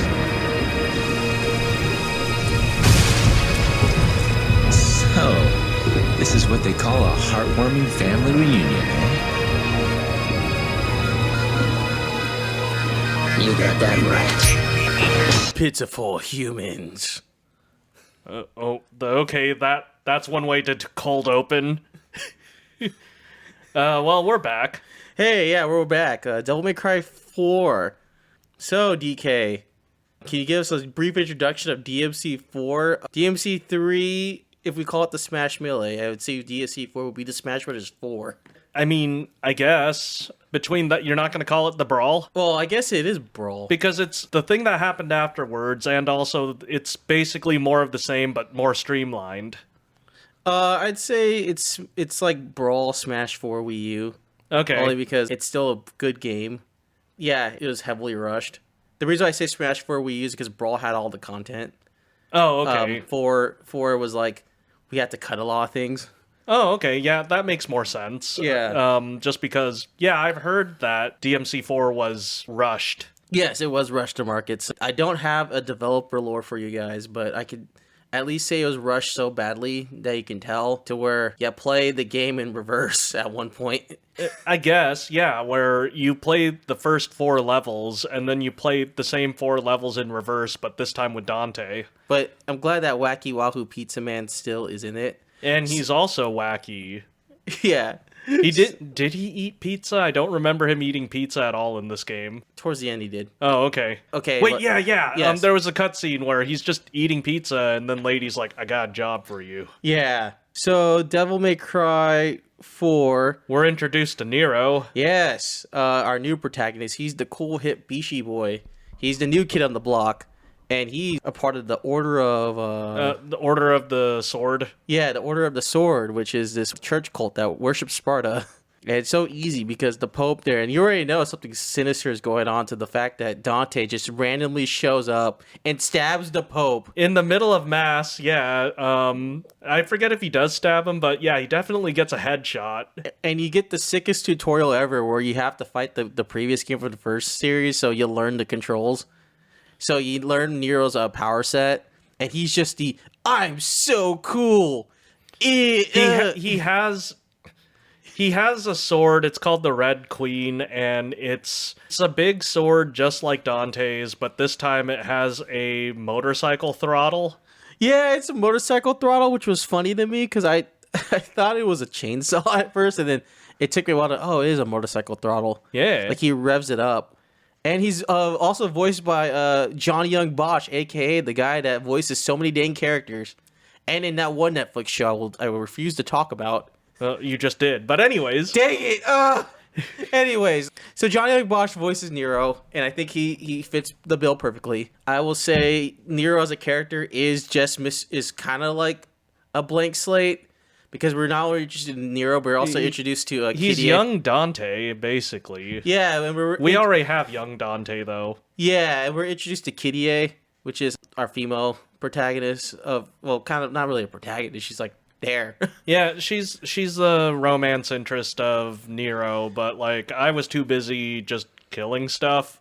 Can't believe Nero, out of all the Devil May Cry characters, has the most healthiest relationship, ironically. Yeah, that's true. Well, everyone else is a son of Sparta, so... Yeah, and Nero's the one guy that's like, oh, okay. Well, I don't even have that baggage because I'm a weirdo orphan that was raised by this cult that worships Sparta. Yeah, and so once you fight Dante, he pieces out, and then all of a sudden demons start ascending on the holy city. I forgot, is it also is it called the Order of... I'm talking about the city, though. I forgot what city we're in.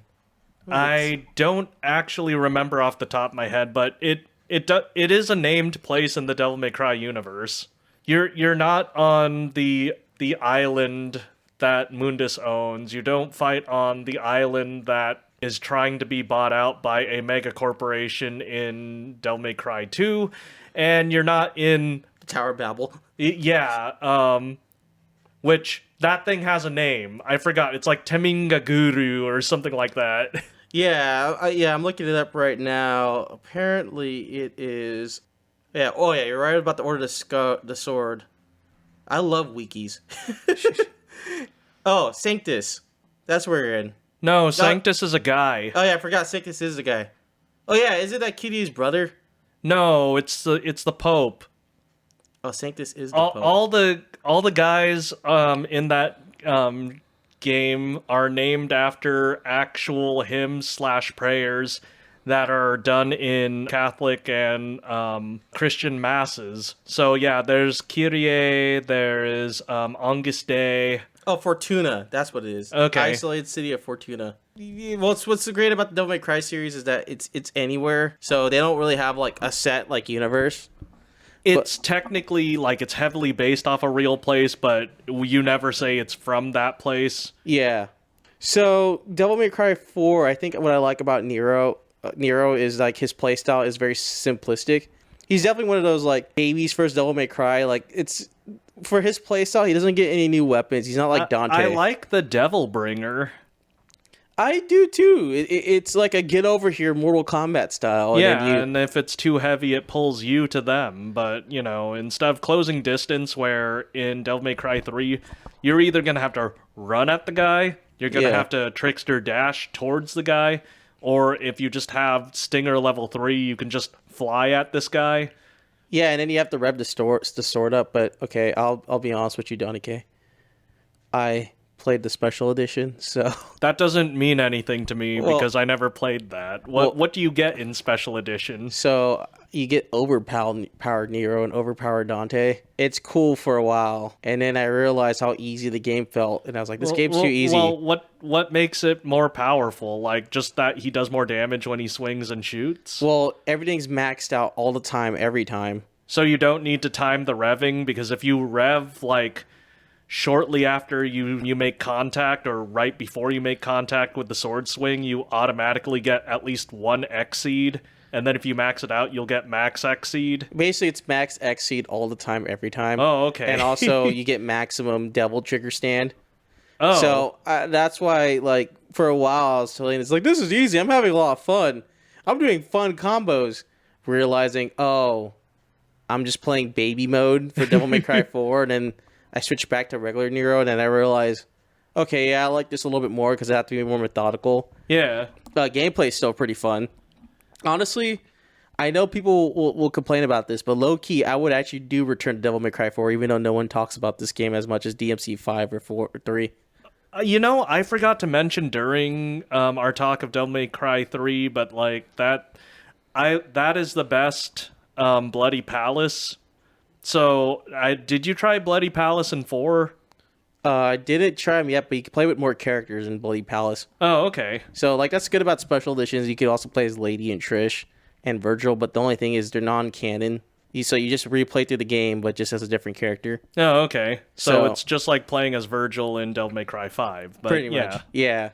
Which is always cool, more characters, more twice as fun. So that's what's so good about Special Edition, in my opinion. Devil May Cry 4, you're playing through the game with Nero. His moveset's really fun. He gets an actual air combo. When you launch your enemies, you swipe at them. It's not like you have to switch to Sword Master style. Yeah. And to do your air combo. It's still pretty new. And you get a ton of costumes in this game, too, which is really cool. You do? Well, the only one I'm aware of is that it's easier to unlock the Sparta skin. That's for Dante, which, funny enough, as you're playing through the story, Dante just randomly shows like a Schrodinger's cat, where he's like, and that's where the origin of most of the memes of Devil May Cry come from. So the meme of, what the hell is this? Yeah, I forgot about that, but that is something people do post a lot. That was from Devil May Cry 4. And it's the funniest thing because, so one thing about Devil May Cry 4 that's interesting is you play through 3 locations. So you have Fortuna, then you go to the castle that's in the ice hill where you meet Lady Gaga. Yeah, that's Gloria. Is she significant to the story? Kind of. Yeah. Like, she's there. She's cool. And funny enough, her design was based off Lady Gaga, as you can tell. Well, no, I didn't know that, but that makes sense around the right time. Yeah, so, because that game came out, what, 06, I think? Yeah, something like that. Yeah, so, like, Lady Gaga was pretty big at the time. One thing I do like about it is you get to explore a giant castle, but it's a little bit more streamlined. And you also get to play Beyblade with tops when you explore it. I was going to say, there's the giant dice. Wait, was there a giant top? Yeah, well, the dice was in the thing, but that's later. The tops are first. Oh, okay. And then when you go down to the second floor, you play the dice, which I heard that's like the worst game to play. Yeah. But from what I'm told, the best way to play it is if you look at the top die, because everyone You had could time your rolls, is what you're telling me? Yes, you could time the roll. And so because I want to thank the Sphere Hunter for giving me that tip. Oh. Because when I watched her retrospective, it was easy. So I got to play that. That was actually easier than I thought. Once you get through the castle, then you go through the jungle. And that's where you get the whole Dante memes. And then you realize that, oh no, the Order of the Sword are actually the bad guys all along. Yeah, they've been trying to siphon demon energy, and for some reason they have Yamato. And then that's when you meet the best antagonist, I think. I mean, he's not Arkham or Jester levels, but he's pretty funny. He's Mr. Glasses guy. Oh, okay, so it is Angus, or Yeah. Angus Day. Angus Day is pretty great. Because, like, he is built like, I would say, the Kingpin from Spider-Man. Spider-Verse, where not just Spider-Man, but, like, the man is more rectangular, like, at least his build shape. Yeah. And yet, even though, like, he's this big, thick, buff dude, Yeah. he's the local scientist, so he's always, like, hunched over and holding a clipboard and just talking about his data. And he's studying a lot, so he stutters a lot. So Yeah. he's like, my research. Yeah. So it's like, oh yeah, I can kind of relate to this guy a little bit. But I guess he's just obsessed with demonology to the point where, like, you have to stop him. He's the first boss you fight in your wake, I think. The Tadpod guys. Tide Pod guys. The the lantern with the sexy thing that. The angler thing. The yeah. angler thing, yeah. Yeah, because Technically, you fight a bunch of big demons as Nero, but you don't kill them. You just beat them up and keep on going with your adventure, because you also have to fight the giant. You fight essentially the Balrog from Lord of the Rings. I forgot the guy's name, though. well, that's what sucks about this game. It should be more memorable for what it was gameplay wise, but Devil May Cry 4, I think, had some of the most funniest memes and also the bosses. But yeah, I think I do like Angus a lot. And the sword demon is like his boss stage. Even though I think people complained about it, I low-key had a lot of fun with it. So you take the sword demon, throw it and chuck it back at them. And I just like it because with Devil Bringer, it makes it look super cool. Yeah, well, most of Nero's grapples are pretty cool. And yeah, so I don't know if we already explained it to the viewer, but, like, the Devil Bringer, Nero has a demonic arm that basically acts like a grappling hook. Yeah. So there's that. Oh yeah, and then yeah, you explained it, especially when you can pull things in and then toss them. Yeah. One of my favorite things about the game is as you play. I think the Order of the Sword, you just realize that not everyone's a bad guy. So Kyrie's brother, Credo. You do fight him. That was also a really fun boss fight because apparently these guys can transform into angel-looking people. Yeah, which the big reveal later is that they're basically injecting people with demonic energy, and so they're becoming part demon, but they're also brainwashing the cultists into saying, no, you're not turning into a demon. You're being part angel. Oh, and that's why they're all angel-themed, right? Yeah, even though technically that's demonic energy that's coursing through their veins. I like it how this game kind of came out around Bayonetta. Yeah. So in that game, we fight angels. Yeah, So, well, because you're a witch. yeah.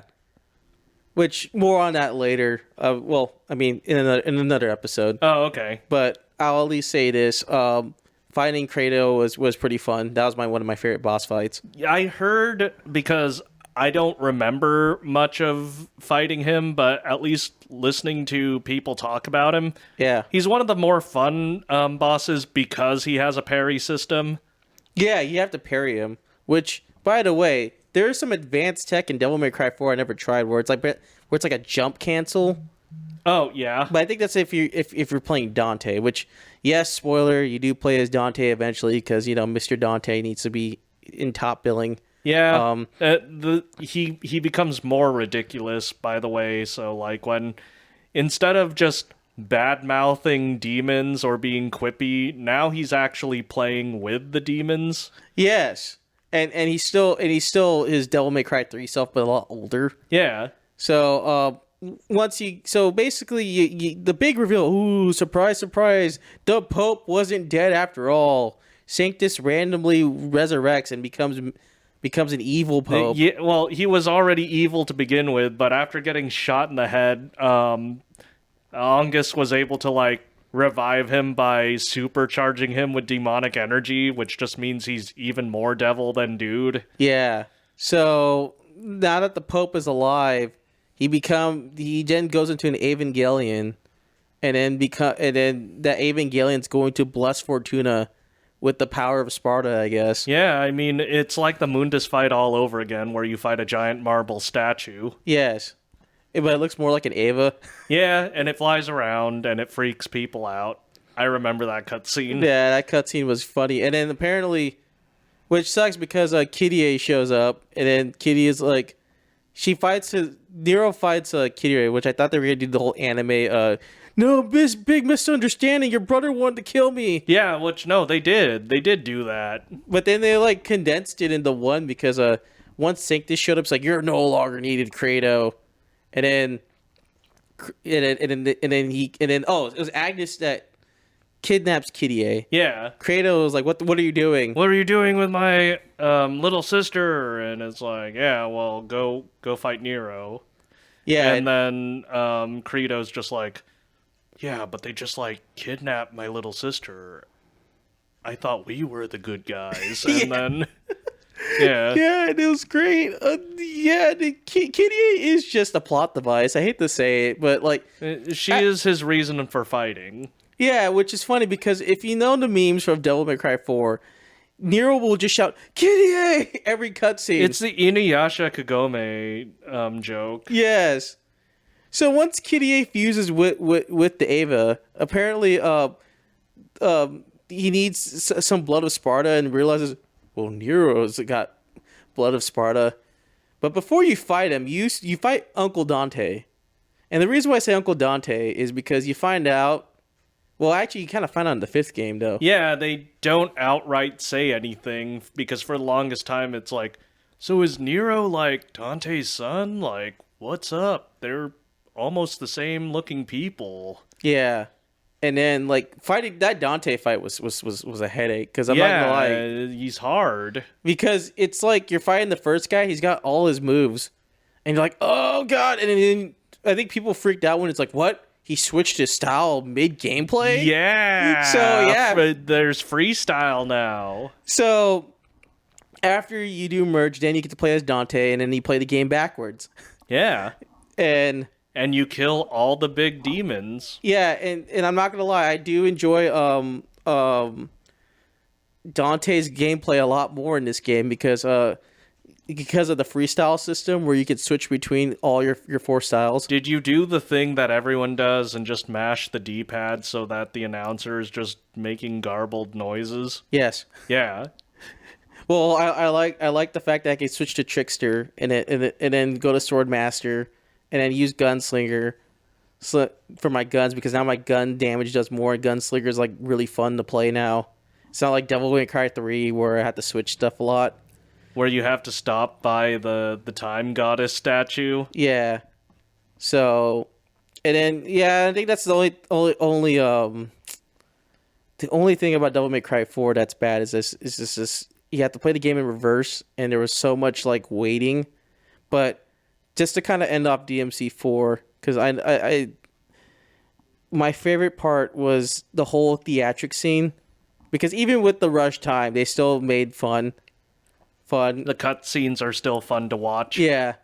So Dante, he does a poetry slam with Agnes. Yeah, they get really dramatic. It's almost like a Shakespearean sort of scene. Yeah, and honestly, I showed that to my friend. This is what I mean. Like, no, don't go watch Netflix May Cry. This is what true Devil May Cry is. And I showed him that scene, and he's a huge poetry guy. He freaking loved it. He was like, "Oh my gosh, this is great. This guy's rad." Yeah. Yeah. Yeah, so I said, "Yeah, this is what Dante is, man. I'm just telling you right now." So He's quippy, but he doesn't have to say Skeletor did not age well or whatever he said. yeah, which I'm not gonna lie. Now I'm thinking about it. It's like we're gonna eventually have to come around talking to that piece of crap of a TV show. Well, I mean, it's a love letter to Devil May Cry, but we'll talk about that later. Oh no! What love letter? Anyways, so yeah, I think just to kind of wrap up Devil May Cry 4, since it's a pretty big game, very rushed game, but they made it work because you can also play as Lady and Trish. Yeah, which First in the series. What's their playstyle? Just because I never played that when I had it for the PS3. Lady just uses Kalina arms, and then Trish plays like if you ever played Ultimate Brawl vs. Capcom 3, that's how Trish plays. Okay, just because that's all I know is that Lady will obviously have the Kalina Ann, but like, does she have her Uzi and pistol? I didn't get too far, but well, I'll get back to you if I do an addendum to this episode. And then you can also play as Virgil, which he's cloaked. Virgil's cool.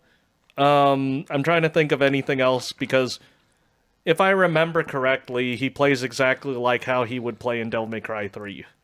Yeah, I think that's the vibe. But it is the most feature-rich Devil May Cry game.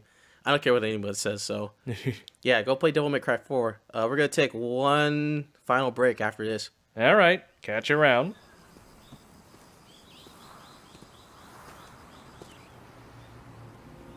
The forest?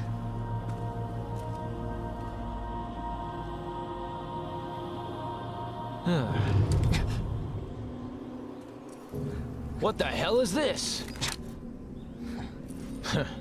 Must be the effect of the gate. Sorry, kid. This is gonna have to wait.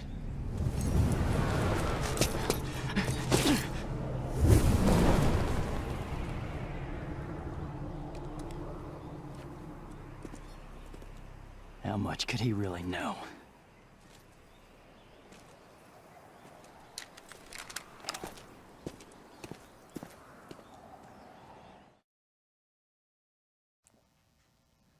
And we're back. Cool. I know. Final stretch.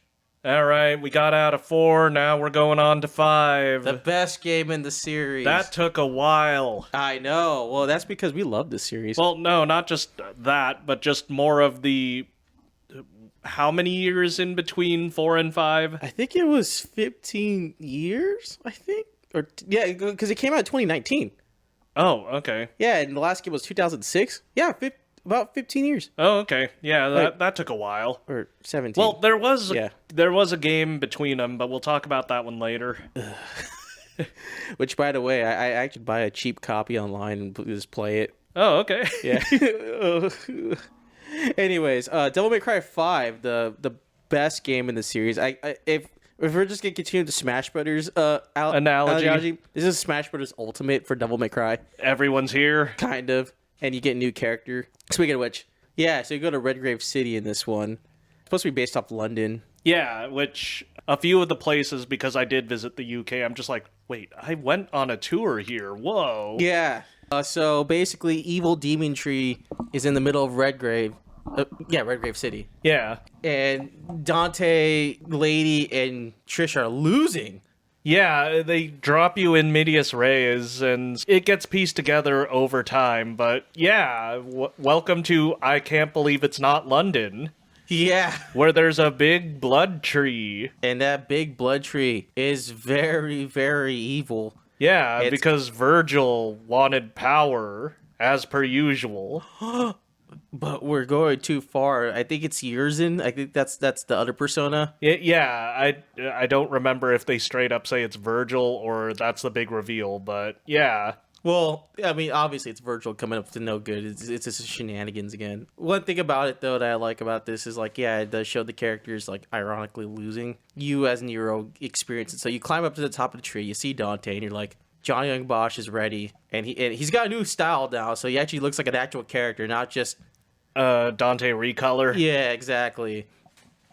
So you get up to the top of the tree, you fight Yurzin, and you freaking lose. I think the best line in all of Devil May Cry. Dante, let me help you. No, you're just gonna be dead. Wait. And then he turns the double trigger, and then he tries to beat Yurzin, but then loses. And then this random emo guy that came straight out of like he looks like Kylo Ren, and he's dressed like a Hot Topic character. And he's like Edgar Allan. It's like if an Edgar Allan Poe character came to life. Oh, well, why? Because he is an emo boy who spouts poetry and is constantly writing in his diary. Yeah, and so he shows up with his decrepit self with a cane, and just pulls Nero away. He's like, "No, get back! We have to get out of here, Nero." That bastard called me dead weight. Yeah. Just can't believe Nero's that upset over just being called dead weight, to the point where I showed my buddy this, and he was like laughing about how funny it was. That was a little over the top. I was gonna say that was an overreaction. Yeah, especially because it's coming from Dante. Because, I think Nero respects Dante a lot. And because of this, so the tree gets sealed up. And then you get introduced to our first new character in the series, Nico, which is actually the daughter of Agnes. Who knew that guy got around? No, I'm not sure, because they don't give a solid timeline, but I'm not sure if he had a family and then he left for the cult, or if he made a family in the cult. Well, it sounded like, because in Nico's story, like, she does mention, like, her mom was actually the original gunsmith for...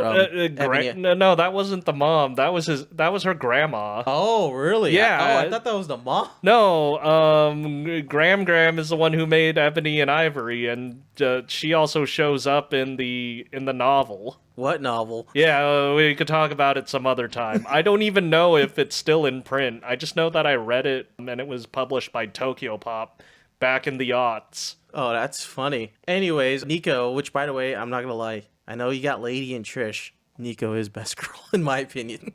Why? Because she's Southern? Yes. But it's funny. But you know what I love about Devil May Cry and Devil May Cry community?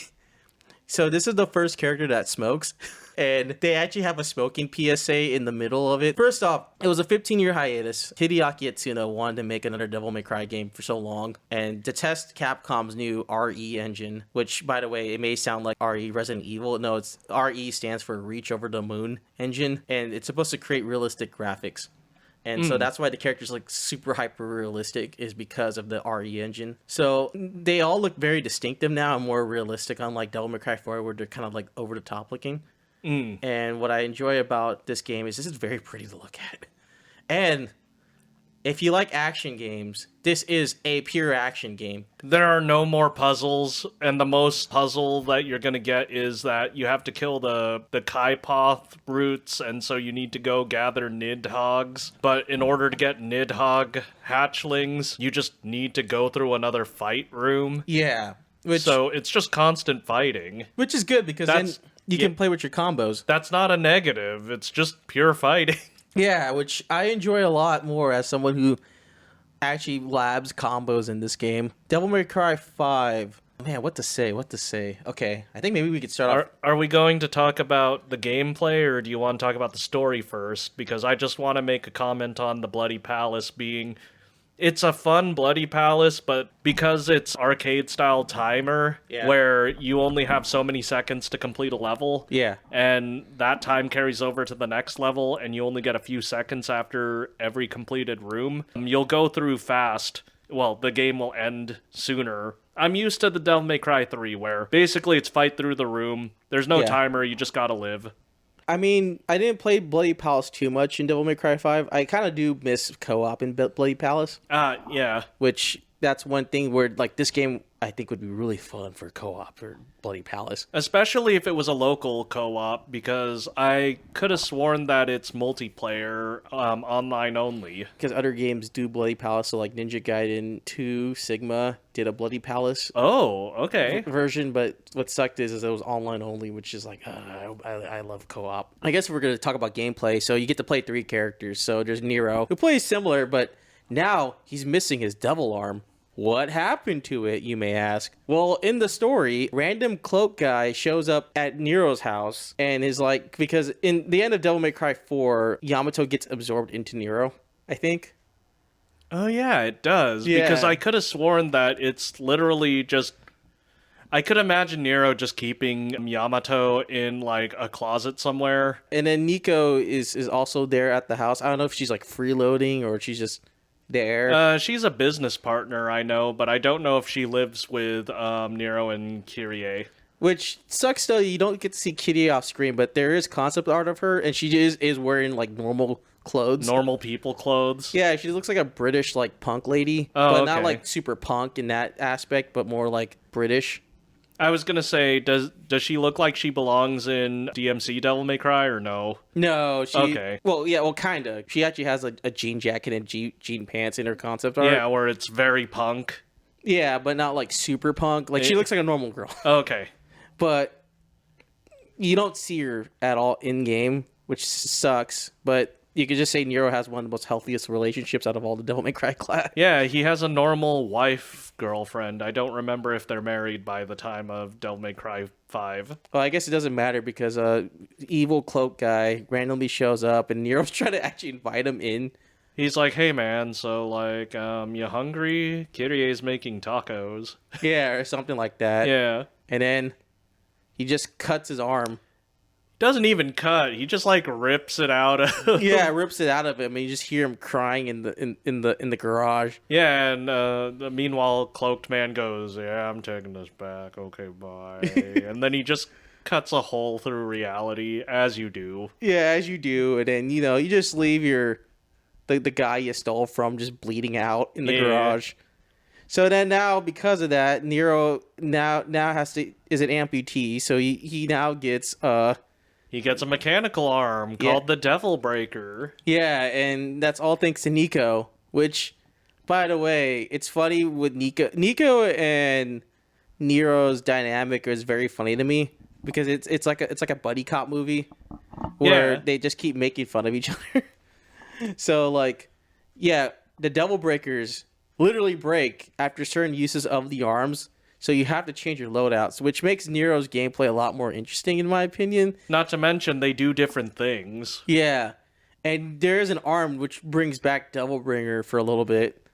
But it just sucks that you can't keep it on, because that's my favorite arm, is because I really miss Devilbringer. But yeah, I forgot what that thing is called. I think it's just called the Bringer or something like that.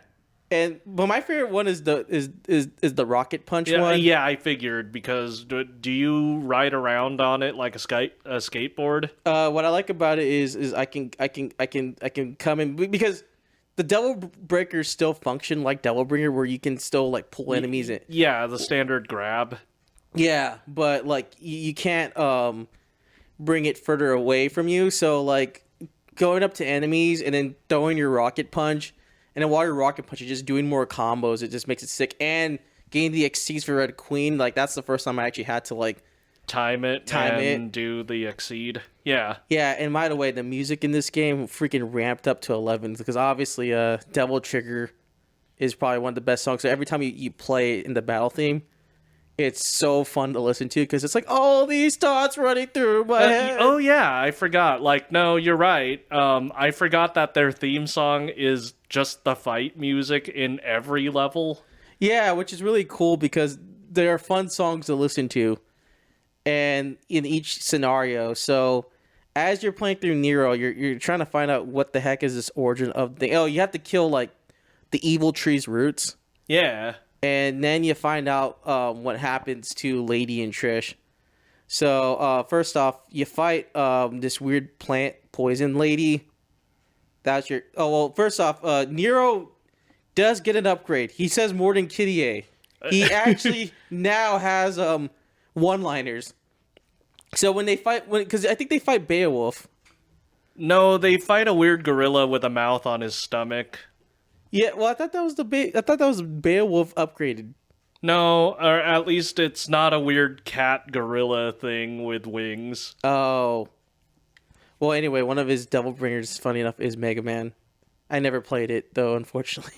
I didn't buy the DLC for the Mega Man. Oh, okay, I was gonna say, like, I don't remember a Mega Buster. Yeah, you could equip the Mega Buster to Nero.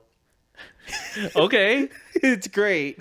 It actually does shoot the pellets. Oh, that's cool. Yeah. That's cool. We'll shoot him with lemons. Yeah, maybe if I ever get that DLC, I'll update You'll you. showcase this and tell me. Yeah. And then what's my favorite thing about? Yeah, well, Nero has more quips. He's still. I mean, the only quip I'm aware of is he drops an F-bomb and then devil triggers at the end of the game, but like throughout the game I don't remember him saying anything. Well, he's very cocky. Oh, okay. But because he's like, did your parents ever teach you to knock or something? Oh, that, yeah. Yeah. Basically, it's Devil May Cry 3 Dante again. Yeah, which that's why I like this new Nero. But you could tell like he's trying to be Dante, but he kind of sucks at it. Where Dante's just genuine. Listen, you are not a son of Sparta, kid. Yeah. Yeah. So that's my favorite part about Devil May Cry 5 so far. And when you play through Nero, you also get to switch between V, which is... well, gee, I wonder who that is. I know, right? This Kylo Ren Hot Topic kid. I like how you call Kylo Ren, so I'm just Well, kidding. he is. Look at his face. I know. Look at him. He is based off Kylo Ren. And not only that, though, he also has his play style is took me a while to get used to because I like getting up into enemies' faces. Yeah, versus just sitting back and watching all the DMC 1 characters. Yeah, he's a zoner, and he brings back Griffin, Panther, and Griffin, Shadow, and Nightmare. Yeah, Nightmare, which shocked me. I noticed your face when I was explaining the bosses of DMC 1, and you're just like, oh. Well, it didn't hit me because I was like, bosses in DMC 1, and he realized, oh. Yeah, well, okay, Yeah. we're dancing around the fact, but like, I'm just gonna push this part along a little bit. Yeah. So Virgil just thought that he got tired of losing to Dante way too often, so he just thought that the reason why his humanity is cringe, so he literally carved it out of him. And that's why we have Virzin or Urzin and V.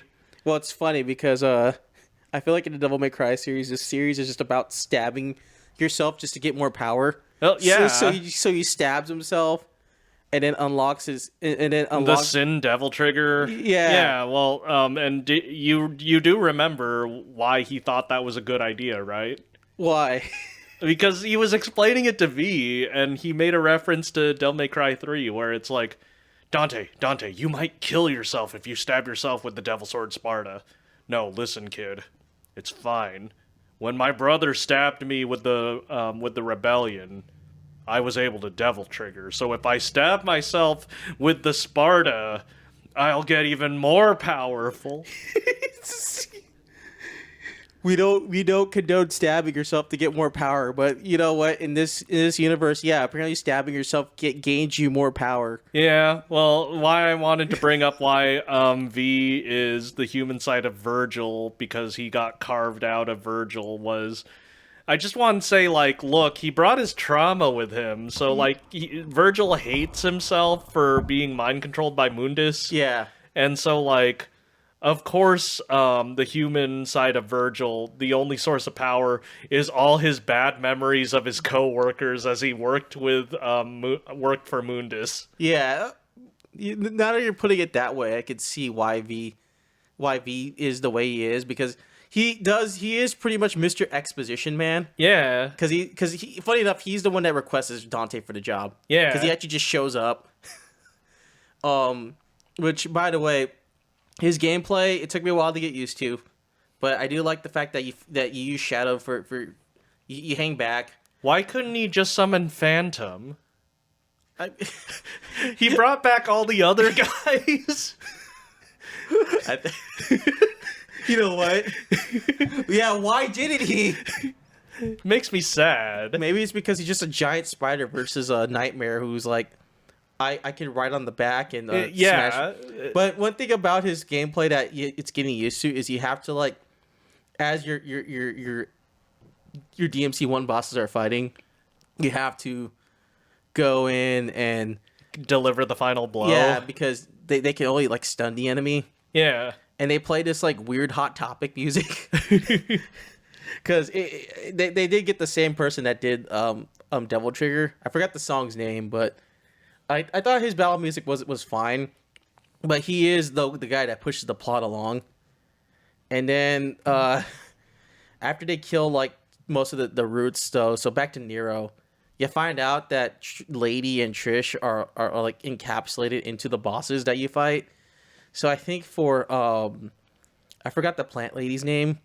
Are you talking? There wasn't a plant lady, unless you're talking about the weird flying laser fish thing. Yeah, or it's like the weird flying laser. Yeah, because it's still a lady. Yeah, well, lady's in there, but like, here's a fun one, which I was poggers over when I saw it. Was that thing is the Artemis? Really? Yeah. So you know the laser gun from DMC3? Are you serious? Yeah. Yeah, you finally get to see where the Artemis comes from. Oh, it comes from her? Yeah. Why do you think there's homing lasers with the Artemis? Oh my gosh. Yeah, this is the Smash Ultimate of Devil May Cry. Yeah, everyone's here somehow. Yeah, so I like it how Lady, after you beat Artemis, Lady comes out of Artemis. The gunslinger lady is also in the gun demon, basically. Yeah. And then she's naked, and it's so wholesome to the point where it's like, don't tell Kyrie about this. I'm gonna tell Kyrie. Yeah. It's like, no, don't tell her. Because I guess they have to show off the power of the RE engine to where it shows naked lady. Yeah. Literally. So and before we move on to the Dante gameplay, can we talk about how the Devil May Cry truck is the most hypest truck ever? It randomly spawns anywhere.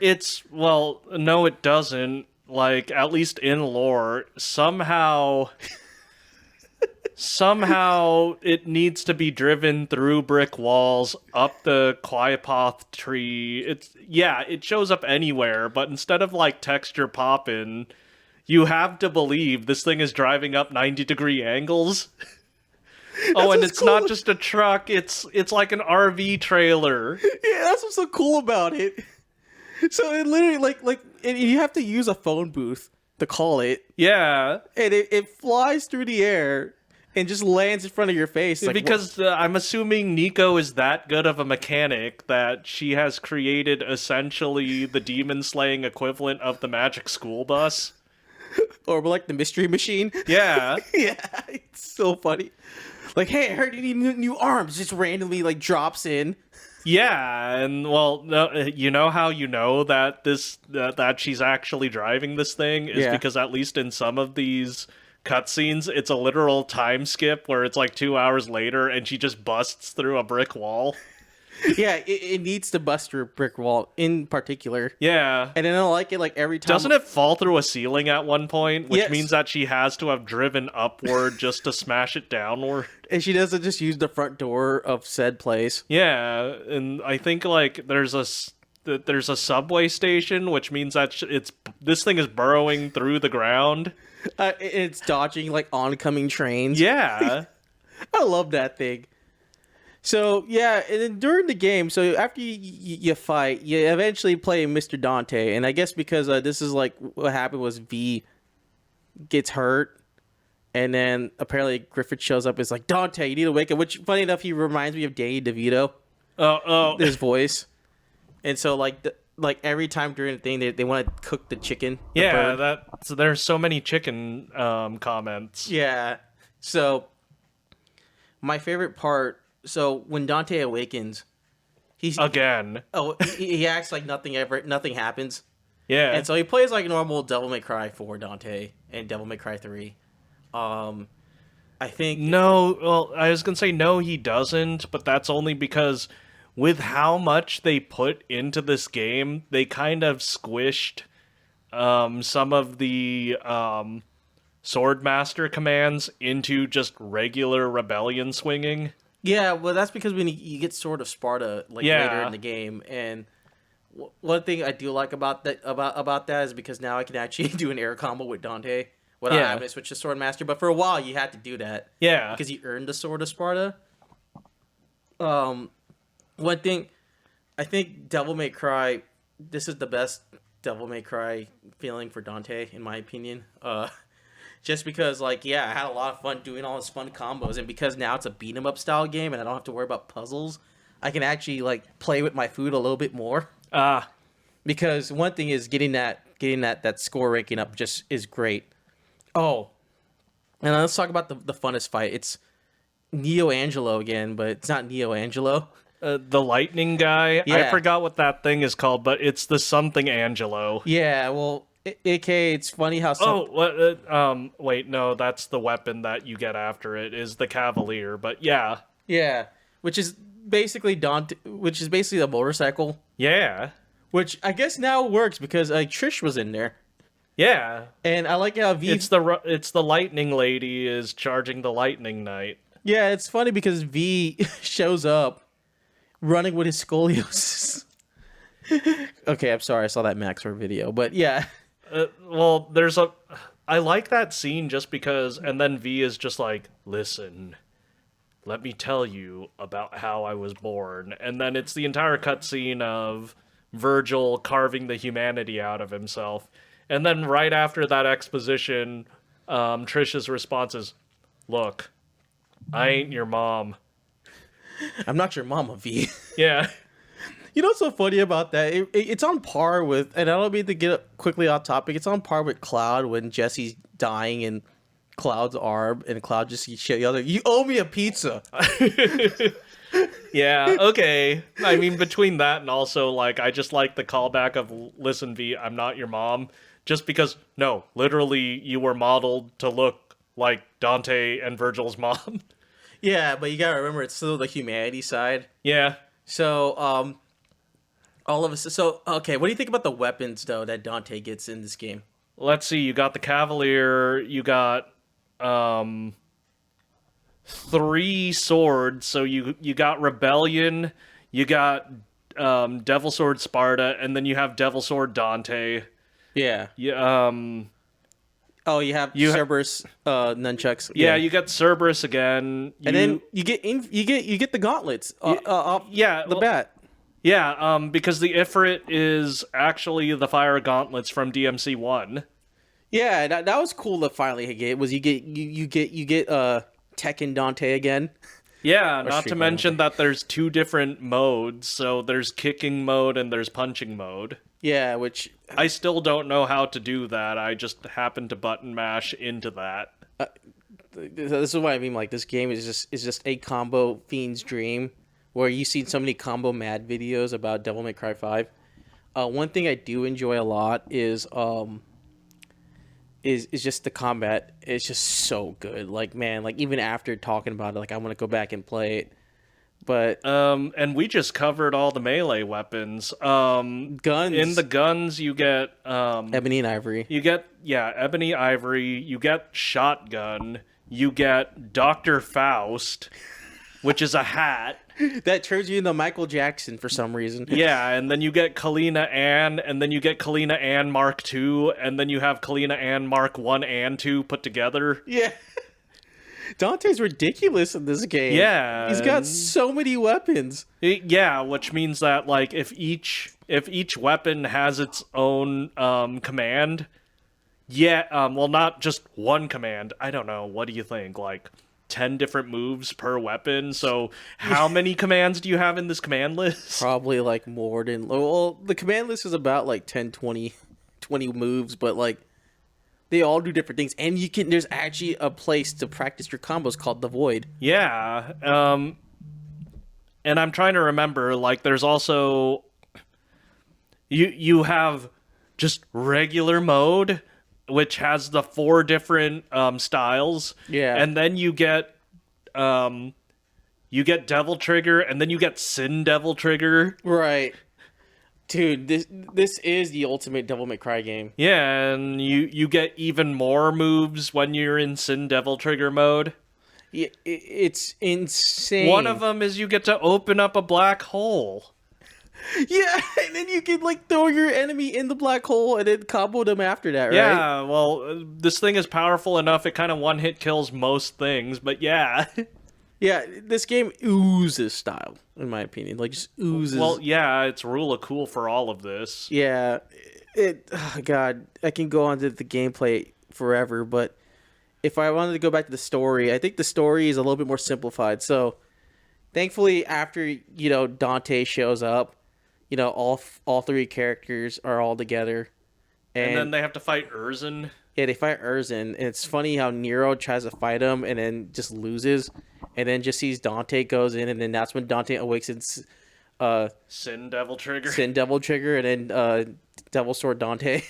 Yeah. Which, by the way, funny names. Yup. Urzen, you beat Urzen again, he flees, and then all 3 of them in the room, and Nero is just still hung up about being called a deadweight. Yeah. It's just the funniest thing, where it's like, this is the only reason why Nero exists is just because he's just upset that he was called deadweight. Yeah, well, that's enough motivation right there. Yeah, so you then towered the tree with the three protagonists. So you have Nero v Dante. Who'd you choose? I chose Dante. No, I chose Nero first. Oh, you did? Yeah, and then the second time around I played as V, but that's only because I figured that I'm gonna lose him. Oh, I see. Yeah, and then they brought back the enemy, because there's a thing where V ends up having a vision and loses all 3 of your Devil May Cry 1 bosses. Yeah, and so you have to fight through and get all of them. Yeah, and it's a boss gauntlet. Which, by the way, it took me a while to realize, okay, go for Panther first. And I didn't realize that. So I'm trying to find the final boss with just my cane. Oh, okay. And then I lose. Just because, no, I went for Griffin first just so that I could kite and shoot lightning. Yeah, the reason I chose Panther was because my melee skills were better. Oh, okay, you invested too heavily into melee. Yeah, so that's why I wanted to go in and just use Panther. Or sorry, I keep calling him Panther. It's Shadow. Yeah. Sorry, listener. Someone's seething in rage, and I keep calling these bosses by the wrong names on accident, even though technically it's a Panther. Anyways, so after Kylo Ren finally gets all his he gets all his helpers back. Then Dante finally makes it to the origin. He just goes to his childhood home. Yeah, and then finally stabs himself, and then that's when he awakens a Devil Sword Dante. Yeah. Not after the Urzen fight. I think, just kind of jumping around, but fast forwarding it to when you fight Urzen the third time, and then he eats the forbidden fruit, which makes him powerful. Yeah. Powerful. You then use Devil Sword Dante, and that's where you get all your cool, funny moves.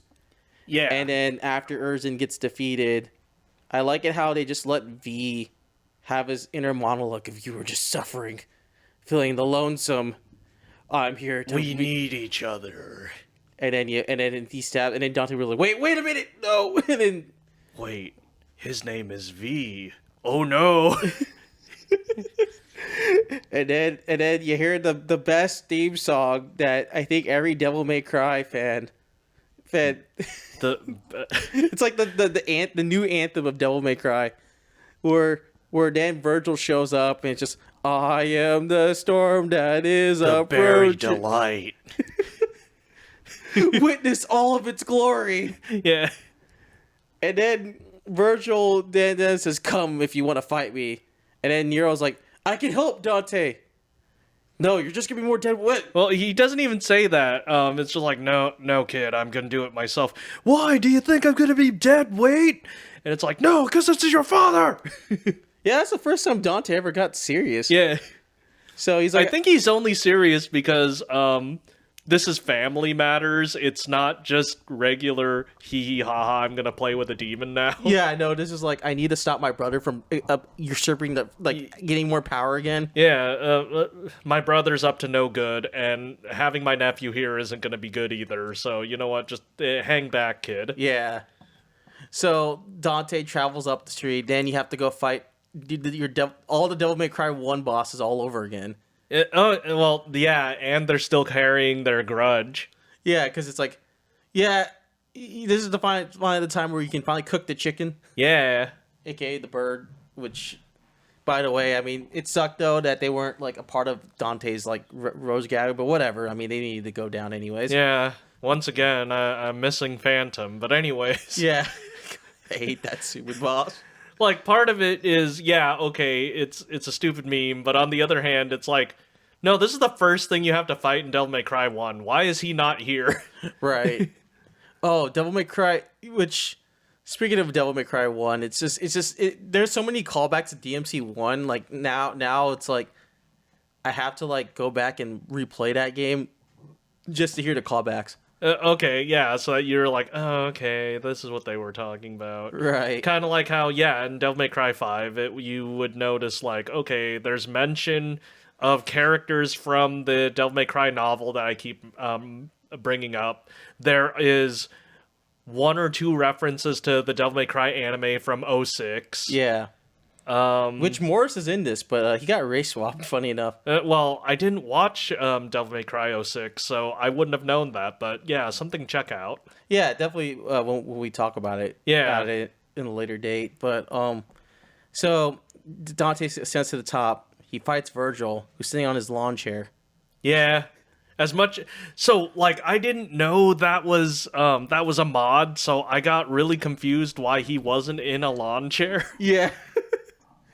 I like that mod. I installed that mod because I played this on PC, which, by the way, best PC Master Race. Please tell me you didn't, like, ruin the game by turning everything into lawn chairs, because I know that's another mod, is turning summon swords into lawn chairs. I'm okay. One lawn chair was enough. I like how that lawn chair doesn't disappear at all. You could kick it around when Virgil sits up. Yeah. And it's still in the frame. So that Dante versus Virgil fight was crazy. Well, yeah, it's supposed to be uber hard. This is the end. Yeah, and then, like, as Dante and Virgil are fighting, Nero, with all his might, is trying to climb up the tree to go stop this family feud. And this is the first time he uses the power of just hating being called a deadweight and the power of his girlfriend to finally unleash his devil trigger. With a bunch of pent-up rage and also the love, he finally devil triggers out. Yeah, which then he becomes this weird shit. He becomes the Naobino from Shin Megami Tensei 5 with the long hair and like these weird like gargoyle claws.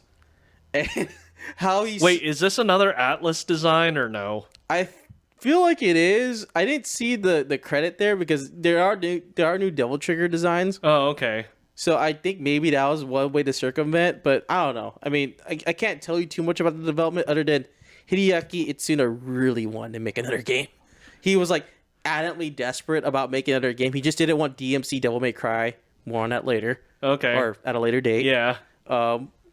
Just frothing at the mouth, knowing that there's a game inside this man that he needs to release. Yeah, well, there were so many more games he wanted to release at Capcom before he eventually departed, which was, I think, in 23 he did. Wait, well, I don't actually know anything of these people. When you say departed, did he die or no? He just left the company? Yeah, he left the company. Oh, okay. Which sucked because he had more game ideas in him. Like, he wanted to make another Rival Schools. Anyways, back to Devil May Cry.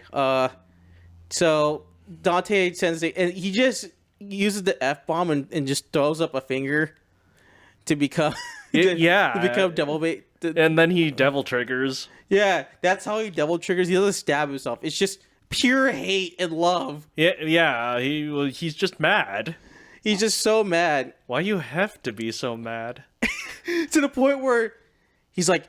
It's just Blood Tree. Why you have to be so mad? What's so great is that Dante's like, I told you to stay down, and then he slaps Dante so hard. Yeah. And then he's like, you listen, deadweight. And he's like, the amount of hate this guy has for being called deadweight is so crazy. Yeah. The where he Devil Triggers. It's the funniest thing. And I couldn't take that fight seriously, low key, because he's fighting his father. He's like, we're gonna end this blood feud now, and then Virgil's like, yeah, right. And I also didn't know this because I just beat Virgil through the power of gold orbs and slashing. Oh yeah. I didn't know that you can just counter Virgil using the Devil Bringer. Oh yeah. Oh yeah, you could. Yeah. And it took me a while to realize, but the parrying timing is like very hard. Yeah, it's not that forgiving. So, yeah, no surprise that I wouldn't have noticed since I'm not good at parrying anyways. Yeah, I know. Devil May Cry will test your reflexes. It's like a weird RPG, but like it's a character action game. Yeah. And that's what's so great about the series. And then at the end, you see Virgil and Dante are gonna go back to the underworld to go seal the gates of hell again. Well, because you need to close it on both ends. Yeah, you need to close it on both ends, which could lead to another game. Yeah. And then you got Nero and Nico just hanging out on the human side. Yeah. Yeah, like do cleaning up shop, and do you get the whole thing of devils never cry? Yeah. Or devils may cry. You know, and that's how Devil May Cry 5 ends, and I really want another game. Yeah, which I don't mind if there was another game, but I'm quite happy with how it wrapped up, because you're right, the way that it would end would be that Nico and Nero have the Devil May Cry business, and, well, they're not the sole proprietors. Technically, Lady owns the franchise, but they have their own mobile branch. Yeah, well, there's Lady and Trish, but it's so funny because apparently, like, Lady and Trish are hanging out, going to order a pizza, and then Morris comes and is like, you gotta pay the rent for this place. Yeah. They're like, oh, dang, okay, well, more demon hunting, I guess. Yeah, so, like, let's see, Lady and Trish have the main branch. We have Nico and Nero in the van. Yeah. And the two Sons of Sparta, to this day, are probably still fighting in hell. Do they hate each other? No, they just keep sparring. Till the end of time. Yeah, no, it's a good send-off. And yeah, that's and what... there's... I like how it even cuts out where Virgil's just like, no, don't say it. And then Dante looks straight at the camera, Jackpot, and then it rolls the credits. I know, that is the secret ending. That's a secret ending? Oh, okay. Yeah, funny enough. Because, yeah, they are still fighting in hell to close the world gates. But if there is a DMC 6, I'd love to see what they would do with it. But because Mr. Devil May Cry no longer works for Capcom, it's kind of in limbo. I was going to say, couldn't they just Hideaki Anno this, and he could just make another Evangelion in his own company? Not really. Oh. Game development's kind of weird, and for some reason, Capcom's also very weird when it comes to that. Because you gotta remember, with Mega Man, it was similar. Like after the head guy of Mega Man or the producer left, he went to go make his own Mega Man game, and then failed miserably, and then that's why Capcom made Mega Man 11. Oh, okay. Yeah. So I don't know how they'll do it, but Devil May Cry's in a good spot. It's still relevant. There was a cool artwork of Devil May Cry 1 Dante posed with all the Capcom heroes. So like, okay, Capcom does acknowledge. Which, by the way, Capcom's been on a roll with all their other games. So Dante is part of the pantheon, so to speak. Exactly. So like, Capcom's on a roll. Hopefully, we may get more Devil May Cry collabs or Devil May Cry media. Or... I mean, yeah, I don't know what we're going to be talking about, but there's a lot more Devil May Cry stuff we'll talk about in part 2, if that's what we want to call it. Yeah. But I mean, like, I know that there's a current collab with a mobile game. Yeah, I think it's probably smart for them to still be relevant. So, and then there's also Devil May Cry likes, which we can eventually talk about in another episode. Yeah. Zenless Zone Zero. Yeah, there's that one. Yeah, so... Anyways, man, this was a really fun talk. Yeah, and, well, this is why we have to cut it short. I'm surprised we're already on, like, the second hour. Oh, I know. Anyways, thanks for listening to the BWP cast. Go out there and play some Devil May Cry. Hopefully we'll catch you sooner than later. All right. Bye. Later.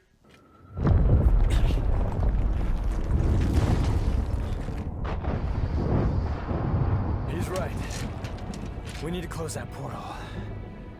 Hey, you lost, so you better do what he says.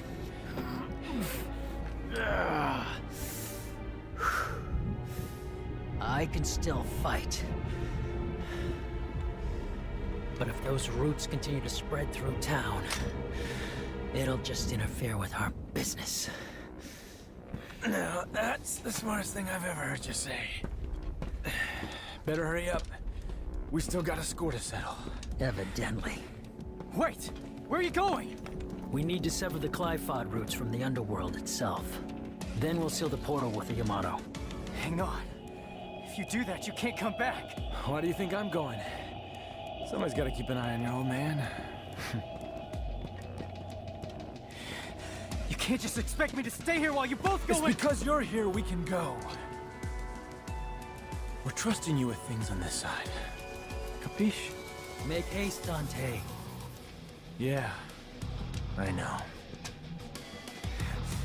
Hey, wait!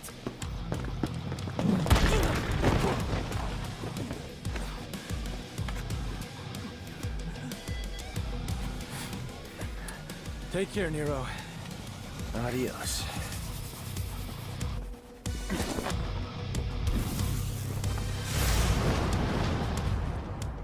I won't lose next time.